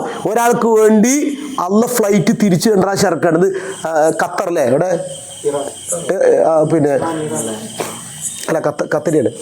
അപ്പോട്ടെ, ഞാൻ ഇത് ഇറക്കിയിട്ടുണ്ട്, ജിദാൽ വേണ്ട. അപ്പോൾ ഓക്കെ, ഏതൊരു മനുഷ്യൻ എന്താ സംഭവിച്ചിട്ടുണ്ട്. അപ്പോൾ അതാണ് അല്ലെ, നമ്മൾ കഴിഞ്ഞ ദിവസം പറഞ്ഞു, ഒരു ഉമ്മാന്റെ പ്രാർത്ഥന കൊണ്ട് ഫ്ലൈറ്റ് മയ്യത്ത് എവിടെ എത്തി, നമ്മൾ പറഞ്ഞേ കഴിഞ്ഞ വെള്ളിയാഴ്ച. വെള്ളിയാഴ്ച രാത്രി എത്തേണ്ട മയ്യത്ത് വ്യാഴാഴ്ച എത്തി. അതാണ് ദുആ, പ്രാർത്ഥന. അപ്പൊ ഇതൊക്കെ എന്തിനാ, ഇത് ഇപ്പോഴത്തെ ലൈവ് സംഭവങ്ങളാണ്. നബി സ്വല്ലല്ലാഹു അലൈഹി വസല്ലം പറയുമ്പോൾ അത് നബി നടക്കോ നമുക്ക് സമയം. ഇപ്പം ഇത് കണ്ടപ്പോൾ അതാണ്, അത് നമ്മുടെ ദുആന് അത്ര നമ്മൾ വിചാരിക്കുന്ന പോലെയല്ല. അത് ആ പ്രാർത്ഥനയുടെ ഇഖ്ലാസും ആത്മാർത്ഥയും അവരുടെ സൂക്ഷ്മത അനുസരിച്ച് ആ സഹായം ചിലപ്പോൾ നേരത്തെയും വൈകിയൊക്കെ ഇങ്ങനെ ഉണ്ടാവും. അപ്പോൾ അതുകൊണ്ട് നമ്മൾ വിചാരിക്കാത്ത രീതിയിൽ ആണ്. അപ്പോൾ ഈ തഖ്വയ്ക്ക് ഒരുപാട്, അപ്പോൾ നമ്മൾ മൊത്തത്തിൽ തഖ്വ പാലിക്കണം, സൂക്ഷ്മം പാലിക്കണം. പണ്ഡിതന്മാർ പറഞ്ഞത് ഇതെല്ലാം, അതായത് കുറേ വിശദീകരണങ്ങൾ കൊടുക്കുന്നുണ്ട്. അതെല്ലാം നമുക്ക് വിശദീകരിക്കാൻ സമയമില്ല. ഏതായാലും തഖ്വയ്ക്ക് വേണ്ടി നമ്മൾ നമ്മൾ ചെയ്യേണ്ടത് ദുആ ചെയ്യുക അല്ലാഹുവിനോട്. എന്ത് വേണം അല്ലേ. ഇപ്പോൾ നമ്മൾ പ്രാർത്ഥിക്കുന്നവരുണ്ടാവും ഇതിനൊക്കെ എല്ലാവരും. നമ്മുടെ ദുആയിൽ തഖ്വ ഉണ്ടാക്കണേ, അല്ലെങ്കിൽ തഖ്വ നൽകണേ എന്ന് ആരോട് ചോദിക്കണം? തഖ്വ തരുന്ന അള്ളയാണ്. നമുക്ക് തഖ്വ വേണമെന്ന് പറഞ്ഞ അള്ളയാണ്. അപ്പോൾ അത് വേണം എന്ന് നമ്മൾ അള്ള പറഞ്ഞപ്പോൾ തന്നെ അത് ആരോട് തന്നെ ചോദിക്കണം? എനിക്ക് പഠിച്ചോ, എനിക്ക് നീ വേണമെന്ന് പറഞ്ഞില്ല, എനിക്കത് വേണം. അപ്പോൾ നബി സല്ലല്ലാഹു അലൈഹി വസല്ലം അള്ളാഹിനോട് പ്രാർത്ഥിച്ചു. അത് ചെറിയൊരു ഹദീസ് കാണാം. അല്ലാഹുമ്മ അസ്അലുക്കൽ ഹുദ വത്തുഖ, തഖ്വാനെ താളത്തൂന്നായിട്ടുള്ളൂ, വൽ അഫാഫ വൽ ഗിന. 4 പ്രാർത്ഥനയാണ്. അപ്പം നമ്മുടെ വിഷയവുമായി ബന്ധപ്പെട്ട് അത് പ്രാർത്ഥിക്കുന്നവരുണ്ട്. അതിൽ ഉണ്ടോ? ഒരാളുണ്ട്, ജസാക്കല്ലാഹ് ഖൈർ. അതിലുണ്ടായാൽ പോയാ ചോദ്യം മനസ്സിലായില്ല. ഞാൻ ചോദ്യം പ്രാർത്ഥിക്കുന്നവരുണ്ടോ എന്നാ ചോദിച്ചു. പ്രാർത്ഥിക്കണം, ചെറിയ പ്രാർത്ഥനയാണ്. അപ്പോൾ അതെന്താ വെച്ചാൽ അള്ളാഹ് ചോദിക്കണം. അപ്പോൾ നമുക്ക് അത് തരും, ചോദിച്ചത് തരും, നേരത്തെ പറഞ്ഞ ചോദിച്ചത് തരും. അപ്പോൾ അള്ളാഹുവിനെ അത് എല്ലാ പ്രാർത്ഥനകളും ചെറിയ ഇതുമാണ്. അത് നമുക്ക് ഒന്ന് അയക്കി. അപ്പോൾ അള്ളാഹുവിനെ അസ്അലുക്കൽ ഹുദ ഒന്ന്. പിന്നെയും പ്രാർത്ഥന ഉണ്ട്. അത് ചില കുറച്ച് വൈഡായിട്ടുള്ളതാണ്. അല്ലാഹുമ്മ ആതി നഫ്സി തഖ്വാഹ വ അൻത ഖൈറു മൻ സക്കാഹ. അല്ലാഹുമ്മ ആതി നഫ്സി തഖ്വാഹ, അല്ലാഹു എൻ്റെ മനസ്സിൽ തഖ്വ തന്നെ. തഖ്വയുടെ മഹല്ല് ഹൃദയമാണ്, മനസ്സാണ്. നമുക്ക് ഇവിടെ നിന്ന് ഉണ്ടാകേണ്ടത്. അപ്പോൾ എൻ്റെ ഹൃദയത്തെ എനിക്ക് തഖ്വ തരണേ റബ്ബേ. ഒന്നും കൂടി ചില ഹദീസുകളിൽ ഇത് കുറച്ചുകൂടി ടോപ്പാണെന്ന് വെച്ചാൽ വജഅൽനാ ലിൽ മുത്തഖീന ഇമാമാ. അതോടെ തുടക്കം ഞാൻ ഓതി ഞങ്ങൾക്ക് അറിയുമ്പോണ്ടാണ് തുടക്കം അതായിരുന്നു. മറ്റേ റബ്ബന. അത് പിന്നെ എല്ലാവരും ചൊല്ലുണ്ടാവും അല്ലേ? ഒന്ന് കൈപൊക്കി ചൊല്ലുന്നവര്, ദുആ ചെയ്യുന്നവര് എല്ലാവരും ചൊല്ലണം കേട്ടോ. എല്ലാവരും അത് കാരണം അത് ആ 2 ദുആ ഉണ്ട് അതിൽ. സൂറത്തുൽ ഫുർഖാനിലെ ദുആ ആണ്. അള്ളാഹുവിൻ്റെ ഏറ്റവും ഇബാദുർ റഹ്മാൻ, ഏറ്റവും അടുത്ത റഹ്മാന്റെ അടിമകൾ, അവരുടെ ദുആ എന്ന് പറഞ്ഞാൽ പറഞ്ഞാൽ അത് പ്രാർത്ഥിക്കണം. അള്ളാന്റെ ആളുകളാണെങ്കിൽ റബ്ബനാ ഹബ് ലനാ മിൻ അസ്വാജിനാ വദുർരിയാതിനാ ഖുറത അയുനിൻ. പിന്നെ അടുത്ത ഭാഗം വജ്അൽനാ, അല്ലാഹ് ഞങ്ങളാക്കണേ മുത്തഖീനുകൾക്ക് ഇമാമ. അപ്പോൾ കുറച്ചുകൂടി ആ പ്രാർത്ഥനയുടെ ഗ്രേഡ് കൂടി. എന്ന് വെച്ചാൽ നേരത്തെ തഖ്വയാണ് ചോദിച്ചത്, ഇപ്പൊ തഖ്വയല്ല, തഖ്വ പാലിക്കുന്ന ആളുകൾക്ക് മോഡൽ അല്ലെങ്കിൽ അവർക്ക് മാതൃകയാക്കണം എന്നെ. അപ്പൊ നമ്മളെ കണ്ടു എന്ത് ചെയ്യണം? അതിനർത്ഥം കാരണം അവിടെ കുടുംബമാണല്ലോ. ഇപ്പൊ കുടുംബം നമ്മൾ ഉമ്മയും ഉപ്പയും പ്രാർത്ഥിക്കുന്നത്, ഉമ്മാനെ കണ്ടിട്ട് വേണം എന്ത് ചെയ്യാൻ? ഉമ്മാനെ കണ്ടിട്ട് വേണം മക്കൾ പഠിക്കാൻ. വാപ്പാനെ കണ്ടിട്ട് വേണം ആര് പഠിക്കാൻ? അത് ഞാൻ പറഞ്ഞില്ല. അപ്പോൾ വാപ്പ ചെയ്താലാണ് മക്കൾ ഏറ്റക്കുറച്ചുണ്ടെങ്കിലും നമ്മൾ വാപ്പ ചെയ്തില്ല. നമ്മൾ പറഞ്ഞു ടാങ്കിൽ വെള്ളം ഉണ്ടെങ്കിൽ പൈപ്പിൽ വെള്ളമുണ്ട്, ഇവിടെ തുറച്ചിട്ട് ഹൗദിൽ വെള്ളമില്ല, അല്ലെങ്കിൽ ഇവിടെ പൈപ്പ് തുറന്നിട്ട് കാറ്റ് വരുന്ന കൊണ്ട് കാര്യമില്ല. എന്ത് ചെയ്യണം? അവിടെ കയറ്റണം. അവിടെ എങ്ങനെ കയറ്റും? HP മോട്ടർ വാങ്ങണം, അല്ലെങ്കിൽ കുഴൽക്കിണർ വെക്കണം, അല്ലെങ്കിൽ കോരി എന്തെങ്കിലും ആയിട്ട് നിറയ്ക്കണം. അപ്പൊ ടാങ്ക് നിറഞ്ഞാൽ അപ്പൊ ടാങ്കാണ് ആര്? മാതാപിതാക്കൾ. അപ്പൊ അവര് എത്ര കൂടുതൽ നിറയ്ക്കുന്നോ കേൾക്കുന്നോ പഠിക്കുന്നോ അതിനനുസരിച്ചിട്ടുണ്ടാവും. കുട്ടികൾ ഇപ്പൊ ഞാൻ ചോദിക്കട്ടെ, ചെറിയ കുട്ടികൾ വീട്ടിലുണ്ടോ? ചെറിയ വീട്ടിൽ വെച്ചാൽ ഒരു 5 വയസ്സിന് താഴെയുള്ള കുട്ടികളുണ്ടോ? സംസാരിക്കുന്ന കുട്ടികൾ സംസാരിക്കണം, കാരണം എന്നാലും അതിൻ്റെ ഒരു സുഖം കിട്ടുള്ളൂ. ഉണ്ടോ? വീട്ടിലൊക്കെ ഉണ്ടോ? ഒന്ന് കൈവക്കി. ഞാൻ പറഞ്ഞ ഒന്ന് എന്തിനാ പറയാ? അപ്പൊ ആ കുട്ടി തുമ്മി അൽഹംദുലില്ലാ പറയണ്ടോ? പറയണ്ടോ? അൽഹംദുലില്ലാ പറയണം. ആ കുട്ടി പറയണം. അങ്ങനെ പറയാ? നമ്മൾ പഠിപ്പിച്ചു കൊടുക്കലല്ല അത്. അല്ല അൽഹംദുലില്ലാ അങ്ങനെ പറയാനല്ല ഞാൻ പറഞ്ഞത്. ഓക്കെ, അതായത് ആ കുട്ടി നമ്മൾ തുമ്മിയാൽ നീ അൽഹംദുലില്ലാ അങ്ങനെ അതൊന്നും പഠിപ്പിക്കാൻ പറ്റില്ല. അപ്പൊ അത് ആ കുട്ടി പഠിക്കുന്നത് നമ്മൾ തുമ്മുമ്പോ എന്ത് ചെയ്യണം? നമ്മൾ അൽഹംദുലില്ലാ ഉറക്കെ പറഞ്ഞിട്ട് അങ്ങനെ പഠിക്കണം. ഉമ്മാന്നൊന്നും നിങ്ങൾ എഴുതി കൊടുത്തിട്ട് പഠിപ്പിച്ച കുട്ടീനെ അല്ലല്ലോ. ഉമ്മാന്നൊക്കെ അപ്പൊ അത് കേട്ടിട്ടില്ലേ? അങ്ങനെ പറയണം. അപ്പോ നമ്മൾ നമ്മളിങ്ങനെ ഉറക്കെ പറയണം അൽഹംദുലില്ലാ അത് ഉറക്കെ തന്നെ പറയണം. പിന്നെയൊക്കെ ഇപ്പോൾ സ്റ്റെപ്പായിട്ട് ഇറങ്ങുന്നതൊക്കെ സ്റ്റെപ്പായിട്ട് നമുക്ക് നല്ല പേരും പഠിപ്പിക്കാം. അപ്പോൾ നമ്മൾ എന്ത് ചെയ്യണം? അപ്പോൾ അതുപോലെ ഞാൻ പറഞ്ഞു, നമ്മൾ നിസ്കരിക്കുമ്പോൾ നമസ്കാരത്തെ പ്രാർത്ഥന ഉറക്കെ ചൊല്ലുന്ന പറഞ്ഞല്ലേ. അപ്പോൾ നിങ്ങൾ ശ്രദ്ധിക്കുക, സുജൂദിലൊക്കെ നമുക്ക് ഞാനിപ്പോൾ ഒന്ന് അപ്ലൈ ചെയ്തതിൻ്റെ ഒരു റിസൾട്ട് പറയുന്നത്. ഇപ്പോൾ നമ്മൾ കുട്ടികളൊക്കെ അടുത്ത് വരുമ്പോൾ ഇപ്പോൾ സുജൂദിലൊക്കെയാണ് നമുക്ക് എന്ത് ചെയ്യാം? ദുആ എന്ത് ചെയ്യാം? അഡീഷണലിലേക്ക് വർദ്ധിപ്പിക്കാം. അപ്പോൾ എൻ്റെ കുട്ടികൾ ഞാൻ വന്നപ്പോൾ ഞാൻ അവരുടെ പേര് പറഞ്ഞിട്ട് കുറച്ച് പ്രാർത്ഥന പ്രാർത്ഥിച്ചു. അപ്പോൾ അതിൽ ഇമ്മച്ചി ഇല്ലല്ലോ എന്ന് പറഞ്ഞു. കുടുങ്ങിയില്ലേ? 5 നേരത്തെ ഇങ്ങനെ 2 വന്നപ്പോ ഇങ്ങനെ ഓരോന്ന് ദുആ-ചെയ്യാണ്, സുജൂദിലാണ് ഇങ്ങനെ പ്രാർത്ഥിച്ചപ്പോ ഇത് കഴിഞ്ഞോണ്ട് എന്തായി? ഉമ്മച്ചിയോട് പറഞ്ഞിട്ടില്ല, അതുകൊണ്ട് ഉമ്മച്ചി ഇല്ലല്ലോ എന്ന്. പിന്നെ ഉമ്മച്ചിക്ക് വേണ്ടി പ്രാർത്ഥിച്ചു. അതതിന്റെ നോക്കി നിങ്ങള്. അപ്പൊ നമ്മള് അങ്ങനെ അതിന്റെ സുഖം മനസ്സിലാക്കണം. അറബിയില് ആ ഒരു പേര് എന്ത് വരും? അപ്പൊ അള്ളാഹു ഇങ്ങനെ പ്രാർത്ഥന, അള്ളാഹു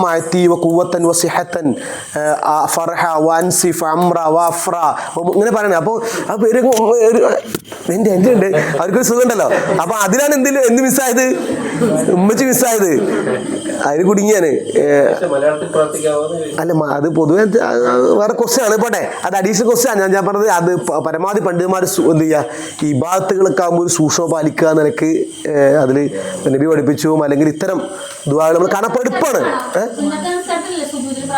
നമ്മൾ പ്രാർത്ഥന വർദ്ധിപ്പിക്കുക. ഫർദ് ജമാഅത്തൊക്കെ ആകുമ്പോഴാണ് എന്ത് ചെയ്യുക, അതിന് നമുക്ക് സുന്നത്ത് നമുക്ക് അധികരിക്കാം. സുന്നത്ത് പത്ര പ്രാർത്ഥന ഞാൻ പറഞ്ഞത്, നമ്മളെ അങ്ങനെയൊക്കെ പ്രാർത്ഥിക്കാൻ ഒരു ഗുണമുണ്ട്. അതിന് ഉറക്കം ഞാൻ പ്രാർത്ഥിക്കും. റസൂലുള്ളാഹി ഉറക്കെ പ്രാർത്ഥിച്ചിരുന്നു വീട്ടില്. ശരി. അപ്പോൾ പറഞ്ഞു വന്നത് തഖ്വയ്ക്ക് അപ്പം നല്ല ആളുകൾക്ക് നമ്മൾ മാതൃകയാകണം. ഇപ്പം നമ്മൾ കഴിഞ്ഞ ക്ലാസ് ചോദിച്ച സംഭവിച്ചത്, നമ്മളിവിടെ നിന്ന് കഴിഞ്ഞ ക്ലാസ്സിൽ ബാങ്കിൻ്റെ അവിടെ നിർത്തി. അപ്പം ഞാൻ ക്ലാസ് മറ്റേ നോക്കിയായിരുന്നു, നിങ്ങൾ പ്രാർത്ഥിച്ച് ചോദിച്ചില്ലേ. അപ്പം നമ്മളെന്ത് ചെയ്യേണ്ട ആൾക്കാർ വാശയുണ്ട്. അപ്പോൾ നമ്മൾ ചെയ്തോ ഇല്ലയോ, അപ്പോൾ അതിനനുസരിച്ചായിരിക്കും എന്ത് ചെയ്യാം. അപ്പം നമ്മളെന്താ അതിന് ആ രീതിയിൽ കാണുക. അപ്പോൾ നമ്മൾ എന്ത് ചെയ്യുക, നമ്മൾ ഓരോന്ന് ചെയ്യുമ്പോഴും ഉമ്മ ചെയ്യുന്നില്ലല്ലോ ചോദിക്കും. ഇപ്പോൾ ഒരു കുട്ടി പറഞ്ഞു ഇമ്മ നോമ്പെടുക്കണില്ല പറഞ്ഞിട്ട് ഭയങ്കര പരാതി, ഞാനും നോമ്പെടുക്കില്ല പറഞ്ഞിട്ട്. പ്രശ്നമാണത്. മദ്രസ ഒരു കുട്ടിക്ക് എന്ത് ചെയ്യില്ല, അത്ര ആ ഒരു സ്റ്റേജാണ്. അപ്പോൾ ഞാൻ പറഞ്ഞു അപ്പോൾ ശ്രദ്ധിക്കണം, വീട് സൂക്ഷ്മം പാലിക്കണം. അതായത് ഒരു പക്വത എത്തുന്നവരെ കുട്ടികൾ എന്ത് ചെയ്യണം, ഉമ്മ കഴിക്കുന്നത് കാണാൻ പറ്റില്ല.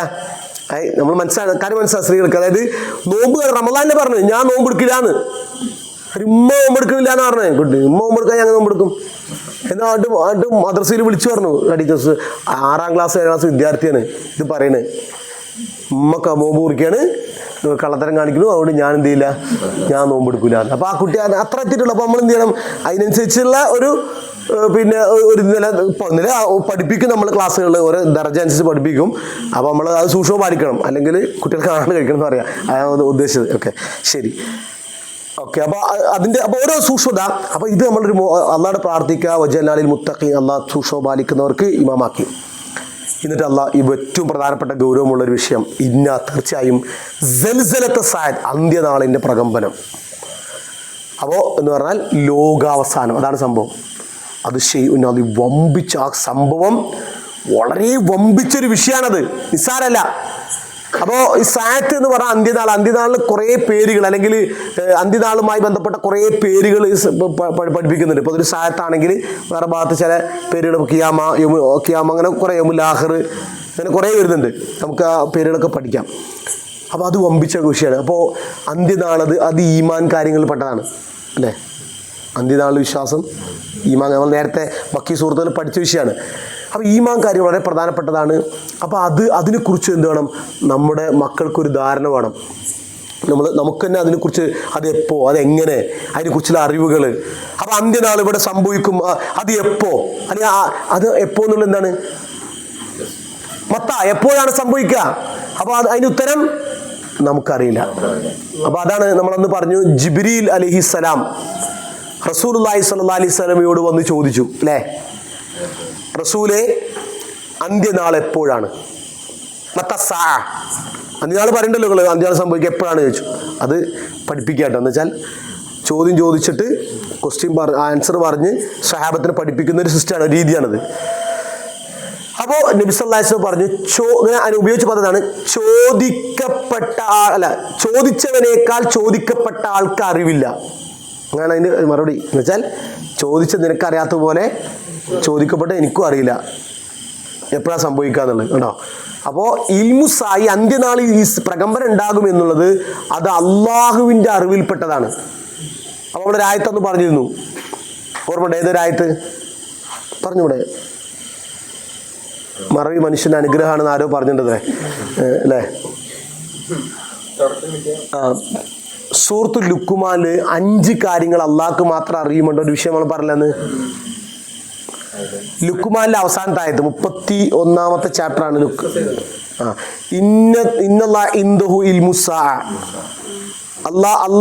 അള്ളാഹിന്റെ അടുക്കലാണ് ഇൽമുസാഅത്തെ കുറിച്ച് അറിവ്, അന്ത്യനാൾ. മഴ പെയ്യ, മാഫിൽ അർഹാം, ഓർമ്മല്ലേ, ഗർഭാശയത്തിലുള്ളത്. അപ്പൊ അതറിയണം, 5 കാര്യങ്ങൾ കേട്ടോ. അടുത്ത നിമിഷം നാളെ എന്താണ് ചെയ്യുക ഒരാള്,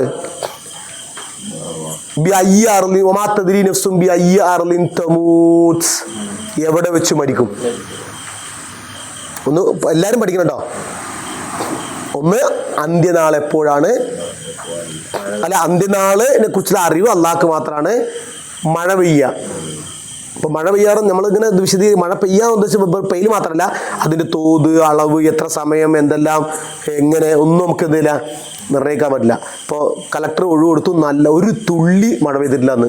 ഇത് ഓർമ്മയില്ല നിങ്ങൾക്ക്, പാലക്കാട് ജില്ലയിൽ ആ തലേ ദിവസം എപ്പോൾ ആ ഓർഡർ വന്ന ദിവസം നല്ല മഴയാണ്, നല്ല അസറിന് ശേഷമൊക്കെ ടൗണിലൊക്കെ മഗ്‌രിബിനൊക്കെ മഴയാണ്.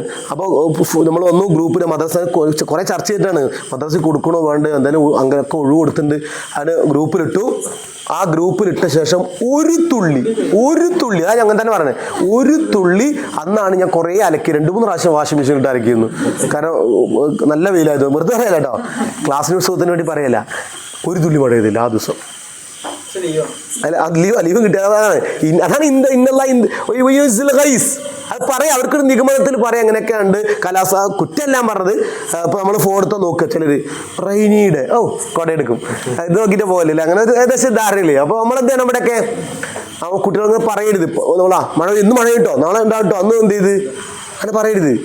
ഇൻഷാ അല്ലാ അത് ചെറുക, ഇൻഷാ അല്ലാ അല്ലാഹ് ഉദ്ദേശിച്ചാൽ. അതൊക്കെ ഈമാനാണ്. നമ്മുടെ സംസാരങ്ങൾ അതാണ്, ഈമാനാണ്. അപ്പോൾ നമ്മൾ മറ്റൊരു മാത്രം ഡിപ്പെൻഡ് ചെയ്ത് സംസാരിക്കരുത്. ശരി. അപ്പോൾ പിന്നെ ആ 5 കാര്യം മനസ്സിലാക്കി വയ്ക്കുക. അത് എല്ലാവരും അറിയണം. നമ്മൾ ക്ലാസ് കഴിഞ്ഞ് പോകുമ്പോൾ അത് ചർച്ച ചെയ്യണം. നമ്മൾ പരസ്പരമൊക്കെ എന്ത് ചെയ്യണം, നമ്മൾ ചോദിക്കണം കേട്ടോ. അങ്ങോട്ടും ഇങ്ങോട്ടൊക്കെ 5 കാര്യം പറയുന്നൊക്കെ പണ്ട് അങ്ങനെ. അപ്പോൾ വീട്ടിൽ പോയി ചോദിക്കുക, പിന്നെ ഭാര്യയോട് ചോദിക്കുക, മക്കളോട് ചോദിക്കുക, ഫോൺ ചെയ്യുമ്പോൾ പറഞ്ഞു കൊടുക്കുക കേട്ടോ ജാസേ. ശരി. എന്താ വീട്ടിലേക്ക് വിളിക്കുമ്പോഴേ അപ്പോൾ ഇന്ന സെൽസലസ് അപ്പോൾ എപ്പോ അറിയില്ല, അത് അള്ളാഹിൻ്റെ ഇൽമുപടി നീ. അപ്പോൾ അടുത്ത് ചോദിച്ചു അതിൻ്റെ അലാമത്തുകളുണ്ടോ, അടയാളങ്ങൾ. അപ്പോൾ അത് കുറേ പറഞ്ഞു. അത് ഹദീസുകൾ എനിക്കോട് 10-60 വിഷയങ്ങൾ വളരെ വിപുലമായി സംസാരിക്കും. ആ സമയത്ത് കുറച്ച് കാര്യങ്ങൾ പറഞ്ഞെങ്കിലും വിപുലമായി സംസാരിക്കുന്നുണ്ട്. എനിക്കൊരു 10-60 വിഷയങ്ങൾ അന്ത്യനാളിൻ്റെ നേരത്തെ 3 സ്റ്റെപ്പായിട്ട്. അത് അന്ത്യനാൾ കേട്ടോ. 1 അന്ത്യനാളിന് മുമ്പ് കഴിഞ്ഞു പോയ കാര്യങ്ങൾ, 2 നടന്നുകൊണ്ടിരിക്കുന്ന കാര്യങ്ങൾ, അന്ത്യനാളിന് തൊട്ട് മുമ്പ് മാത്രം നടക്കുന്ന കാര്യങ്ങൾ. ഇങ്ങനെ 3ആയിട്ട് എന്ത് ചെയ്യും, അത് വേർതിരിക്കും. അപ്പം അതൊക്കെ ഇൽമാണ്. എവിടെ തുടങ്ങി നമുക്ക് അവസാനം. പിന്നെ പറഞ്ഞു നബി സല്ലല്ലാഹു അലൈഹി വസല്ലമ ഒരു വിഷയം, അന്ത്യനാൾ സംഭവിക്കുന്ന ഒരു വെള്ളിയാഴ്ച ആയിരിക്കും. അതാണിപ്പോൾ ഒരു ദിവസം കിട്ടി. വെള്ളിയാഴ്ചക്ക് പ്രത്യേകത പറഞ്ഞപ്പോൾ നബി സ്വല്ലല്ലാഹു ഒരു ഹദീസ് കാണാം, ആദം നബി അലൈഹി ഇസ്ലാമിനെ സൃഷ്ടിച്ചത് വെള്ളിയാഴ്ചയാണ്. ഒരു വെള്ളിയാഴ്ച അസറിന് ശേഷം. ആദം നബിയെ സ്വർഗത്തിൽ പ്രവേശിപ്പിച്ചത് വെള്ളിയാഴ്ചയാണ്. സ്വർഗത്തിൽ പ്രവേശിപ്പിച്ചത്, സ്വർഗത്ത് പുറത്താക്കിയതും വെള്ളിയാഴ്ചയാണ്. ആദം നബി മരണപ്പെട്ടത് വെള്ളിയാഴ്ചയാണ്. ആ ഹദീസിന്റെ ബാക്കി ഭാഗമാണ്. 4 ആദം നബിയുമായി ബന്ധപ്പെട്ട് 5-ാമതാണ് അന്ത്യനാൾ സംഭവിക്കുന്നത് വെള്ളിയാഴ്ചയാണ്. അപ്പോൾ വെള്ളിയാഴ്ചക്ക് ഒരുപാട് മഹത്വമുണ്ട്. അപ്പോൾ വെള്ളിയാഴ്ച ഹദീസിൽ കാണാം, മനുഷ്യരും ജിന്നും ഒഴിച്ച്, മനുഷ്യരും ജിന്നും പ്രത്യേകത അവർക്ക് കുറച്ച് സ്വാതന്ത്ര്യം നൽകപ്പെട്ട വിഭാഗമാണ്. എന്ന് വെച്ചാൽ അവർക്ക് എന്ത് ചെയ്യാം, നന്മ ചെയ്യാനും ചെയ്യാതിരിക്കാനും എന്തുണ്ട്, അവർക്ക് തിരഞ്ഞെടുക്കാൻ സ്വാതന്ത്ര്യമുണ്ട്. വേറെ മറ്റു സൃഷ്ടികൾക്കില്ല. അപ്പോൾ അവരെല്ലാം മറ്റ് പ്രപഞ്ചത്തിലുള്ള എല്ലാ സൃഷ്ടികളും വെള്ളിയാഴ്ച ദിവസം പേടിച്ച് ഭയന്ന് വിറച്ചിട്ടായിരിക്കുക. നമ്മൾക്ക് അതിൻ്റെ ചിലർക്ക് ഇൽമില്ലാത്തതുകൊണ്ട് അറിയില്ല. അപ്പോൾ അതുകൊണ്ട് നിങ്ങൾ ശ്രദ്ധിക്കണം, മറ്റ് ദിവസത്തേക്കാൾ ഇബാദത്തുകൾ കൂടുതലാണ് വെള്ളിയാഴ്ച. ശ്രദ്ധിക്കണം, വെള്ളിയാഴ്ച ഇബാദത്തുകൾ കൂടും. എന്താണ് ഇബാദത്ത് എക്സ്ട്രാ? സൂറത്തുൽ കഹ്ഫ് എക്സ്ട്രാ. അതായത് വ്യാഴാഴ്ച അല്ല, അതിന് ശനിയാഴ്ച ഓതാൻ പറഞ്ഞില്ല, വെള്ളിയാഴ്ച. പിന്നെ സ്വലാത്ത് കേട്ടോ, സ്വലാത്ത് വർദ്ധിപ്പിക്കാൻ പറഞ്ഞു. പിന്നെ ജുമുഅ, ഖുതുബ, ഒരു പ്രസംഗം, ഒരു സ്പീച്ച് അവിടെ ഉണ്ട്. അപ്പോൾ അത് അള്ളാഹ് നിശ്ചയിച്ചാണ്. വെള്ളിയാഴ്ച വ്യാഴാഴ്ച പറഞ്ഞില്ല, ശനിയാഴ്ച പറഞ്ഞില്ല. കുളി നിർവ്വഹന കുളിക്ക് ഏതായാലും മരിക്കുകയാണെങ്കിൽ ഒന്ന് ഫ്രഷ് ആയിക്കോട്ടെ ആളല്ലേ, ഫ്രഷായി മരിച്ചോട്ടെ ഉണ്ട്. അപ്പോൾ ഒന്ന് സമാശയിൽ അത് വളരെ പ്രധാനപ്പെട്ട അതായത് അത് പറയാൻ നമ്മളെ സംബന്ധിച്ചിടത്തോളം ഇപ്പോൾ വെള്ളിയാഴ്ച നിർബന്ധമായി കുളിക്കുക എന്ന് പറയുമ്പോൾ നമുക്കത് ഇതിൻ്റെ എപ്പോഴും കുളിക്കുന്നത് എന്നോട് ഇങ്ങനെ പറഞ്ഞു കഴിക്കും. ഇത് പറയുന്ന ഒരു കാലഘട്ടത്ത് വെള്ളമൊന്നും ഇല്ലാത്ത, വെള്ളം തേടി അലയുന്ന ഒരു കാലഘട്ടം. കാരണം അവർക്ക് വെള്ളം ഒരു എന്താ പറയുക നിധി, ഒരു മരീചിക പോലെ അത്ര പ്രയാസപ്പെടുന്ന ഒരു കാലം. അപ്പൊ നമ്മള് അല്ലേ, അതിനാണ് സഫാ മറിയിലേക്ക് ഓടിയത് വെള്ളത്തിന് വേണ്ടിയിട്ടാണല്ലോ. ഹജറ ബീബി ഓടിയത് വെള്ളത്തിന് ഒരു കുടിനീരിന് വേണ്ടിയിട്ടാണ്. അപ്പൊ ആ കാലഘട്ടത്തിൽ വെള്ളം അതുകൊണ്ടാണ് വെള്ളിയാഴ്ച എങ്കിലും എന്ത് ചെയ്യണം. അപ്പൊ അത് പ്രത്യേകതയാണ്. പിന്നുണ്ട് കുറേ ഉണ്ട്, കുറേ ദിവസം കുറേ നന്മ. ഇപ്പോൾ നബി സല്ലല്ലാഹു അലൈഹി വസല്ലമ സുബഹിക്ക് ഓതിയ സൂറത്തുകൾ അല്ലെ, പ്രത്യേകിച്ചുണ്ട് സൂറത്ത് ഓതി. ഏതൊക്കെ? സജദയും ഇൻസാനും. സുബഹിക്ക് വേറെ നമസ്കാരത്തിൽ അങ്ങനെ ഓതിയില്ല, വെള്ളിയാഴ്ച മാത്രം 2 സൂറത്ത് വേറെ ഓതി. പിന്നെ പറഞ്ഞു വെള്ളിയാഴ്ചയുടെ സുബഹി നമസ്കാരം ജമാഅത്തായിട്ട് നിസ്കരിക്കുന്നതാണ് അഫ്ളലു സ്വലാത്ത്. ദുനിയാവിലെ ഏറ്റവും നമ്മളിപ്പോൾ ഒരു 50 വയസ്സ് ജീവിച്ച 50 വയസ്സ് നിസ്കാരത്തിൽ ഏറ്റവും ടോപ്പ് നിസ്കാരമാണിത്, ഈ വെള്ളിയാഴ്ചത്തെ മാത്രം സുബഹി. ഇന്ന് രാവിലെ ഒന്ന് കഴിഞ്ഞു. ഒന്ന് കഴിഞ്ഞു അതിനെ. അപ്പോൾ അതിനെ അപ്പോൾ കിട്ടാത്തവർക്ക് പോയില്ലേ? കാരണം അത് പ്രധാനമാണ്. ഇപ്പം ഇന്ന് ആരോ ഗ്രൂപ്പിലിട്ടു, പിന്നെ അതായത് നിങ്ങൾ നബിസ്നേഹം അറിയണമെങ്കിൽ 4 മണിക്ക് സുബഹിക്ക് മുമ്പ് 4 മണിക്ക് വരിക, പിന്നെ തഹജ്ജുദ് നിസ്കരിച്ചിട്ട് മൗലൂദ് തുടങ്ങും, പിന്നെ സുബഹി നിസ്കരിച്ച് പിരിയാന്ന് ഗ്രൂപ്പിലിടുക. ആരൊക്കെ വരും നോക്കാന്നുണ്ട്. എന്തില്ല ഇത് ഈ ഭാഗത്തുള്ളൊന്നും ആളുകൾ വരൂല ആണോ? അപ്പോൾ അങ്ങനെയാണ്. അപ്പോൾ വളരെ കുറവായിരിക്കും. ഓക്കെ, അത് പറഞ്ഞത്. അപ്പോൾ അത് ഈ വെള്ളിയാഴ്ച എന്ന് മനസ്സിലാക്കുക. വെള്ളിയാഴ്ചയാണ് എന്ത് ചെയ്യുക, അത് മാത്രം. ഏത് വെള്ളിയാഴ്ച അറിയാം കേട്ടോ, ഇതൊരു വെള്ളിയാഴ്ച. അപ്പോൾ അത് വമ്പിച്ചതാണ്, അത് ഈമാൻ്റെ കാര്യമാണ്. അപ്പോൾ ഇൻഷാ അല്ലാ ഇനി അതിൻ്റെ ഒരു വിശദീകരണമാണ് അടുത്ത ആയത്ത്. അപ്പോൾ നമ്മളെന്ത് വെച്ചാൽ നമുക്ക് ശ്രമിക്കാം, നമ്മൾ ഖുർആന് ഇപ്പോൾ നമ്മൾ ഒന്ന് പഠിക്കാൻ ശ്രമിക്കുക, ഹിഫ്ളാക്കാൻ ശ്രമിക്കുക. അതിൻ്റെ അർത്ഥം കൂടി ഒന്ന് എന്ത് ചെയ്യുക, ഒന്നിങ്ങനെ എളുപ്പമാണ് നമുക്ക് വായിക്കാൻ. അടുത്ത ക്ലാസ്സൊക്കെ യാ അയ്യുന്നാസ് ചോദിച്ചാൽ അല്ലയോ മനുഷ്യരെ എന്ന് പറയണം. തഖൂ, നിങ്ങൾ അള്ളാഹുവിനെ സൂക്ഷിക്കണം. റബ്ബക്ക്, നിങ്ങളുടെ റബ്ബിനെ. തീർച്ചയായും സൽസലത്തെ സായത്, അന്ത്യനാളിൻ്റെ പ്രകമ്പനം, അത് ചെയ്യുന്ന ആ കാര്യം. അപ്പോൾ ഇത് ഖുർആൻ്റെ പ്രത്യേകത എന്ന് വെച്ചാൽ ഇതിങ്ങനെ വീണ്ടും വീണ്ടും ആവർത്തിച്ച് വരും. ഈ അയ്യുന്നാസ് തന്നെ ഉണ്ടാവുന്നത് ഒരുപോലെ ഉണ്ട്. അപ്പോൾ നമ്മൾക്ക് ഈ അയ്യുന്നാസ് എന്ന് കണ്ടാൽ പിന്നെ അത് പഠിക്കുകയാണ്. തഖ്വ തന്നെ കുറേ വരും. തഖ്വയെ കുറിച്ച് അപ്പോൾ പല രീതിയിലും വരും. റബ്ബക്കും ഇഷ്ടം പോലെ വരും.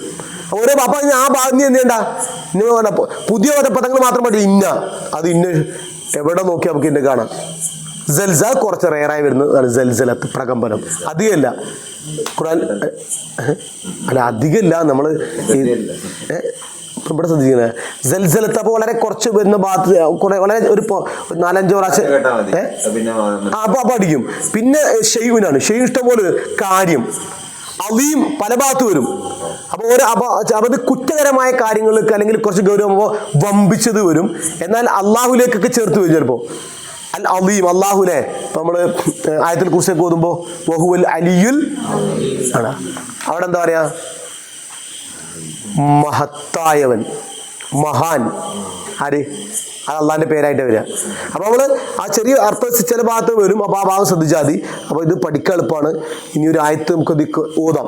ഒരായത്ത് ഖുർആൻ പഠിക്കുകയും മനസ്സിലാക്കുകയും ജീവിതത്തിൽ നിലനിർത്തുകയും ചെയ്യാനുള്ള എല്ലാ തൗഫീഖും അള്ളാഹു നൽകുമാറാകട്ടെ. നമ്മുടെ പോരായ്മകളും വീഴ്ചകളും അള്ളാഹു പുറത്തു നിന്ന് മാപ്പ് നൽകി അനുഗ്രഹിക്കുമാറാകട്ടെ. നമ്മളെല്ലാം സ്വർഗാവകാശികളുടെ കൂട്ടത്തിൽ അള്ളാഹു ഉൾപ്പെടുത്തി അനുഗ്രഹിക്കുമാറാകട്ടെ. എല്ലാവിധ ദുനിയാവിലും മുസീബത്തുകളിൽ നിന്നും അള്ളാഹു നമ്മളെ കാത്തുരക്ഷിക്കുമാറാകട്ടെ. നമ്മുടെ ആരോഗ്യത്തിലും കുടുംബജീവിതത്തിലും സമ്പത്തിലും ജോലിയിലും നമ്മുടെ മക്കളിലും ഖൈറും ബർക്കത്തും നിഅമത്തും അള്ളാഹു നൽകി അനുഗ്രഹിക്കുമാറാകട്ടെ. വസല്ലല്ലാഹു അലാ നബീന മുഹമ്മദിൻ വഅലാ ആലിഹി വസഹബിഹി അജ്മഈൻ. അസ്സലാമു അലൈക്കും വറഹ്മത്തുള്ളാഹി വബറകാതുഹു. സുബ്ഹാനക്കല്ലാഹി വബിഹംദിക് അശ്ഹദു അല്ലാ ഇലാഹ ഇല്ലാ അൻത അസ്തഗ്ഫിറുക വഅത്തൂബു ഇലൈക്.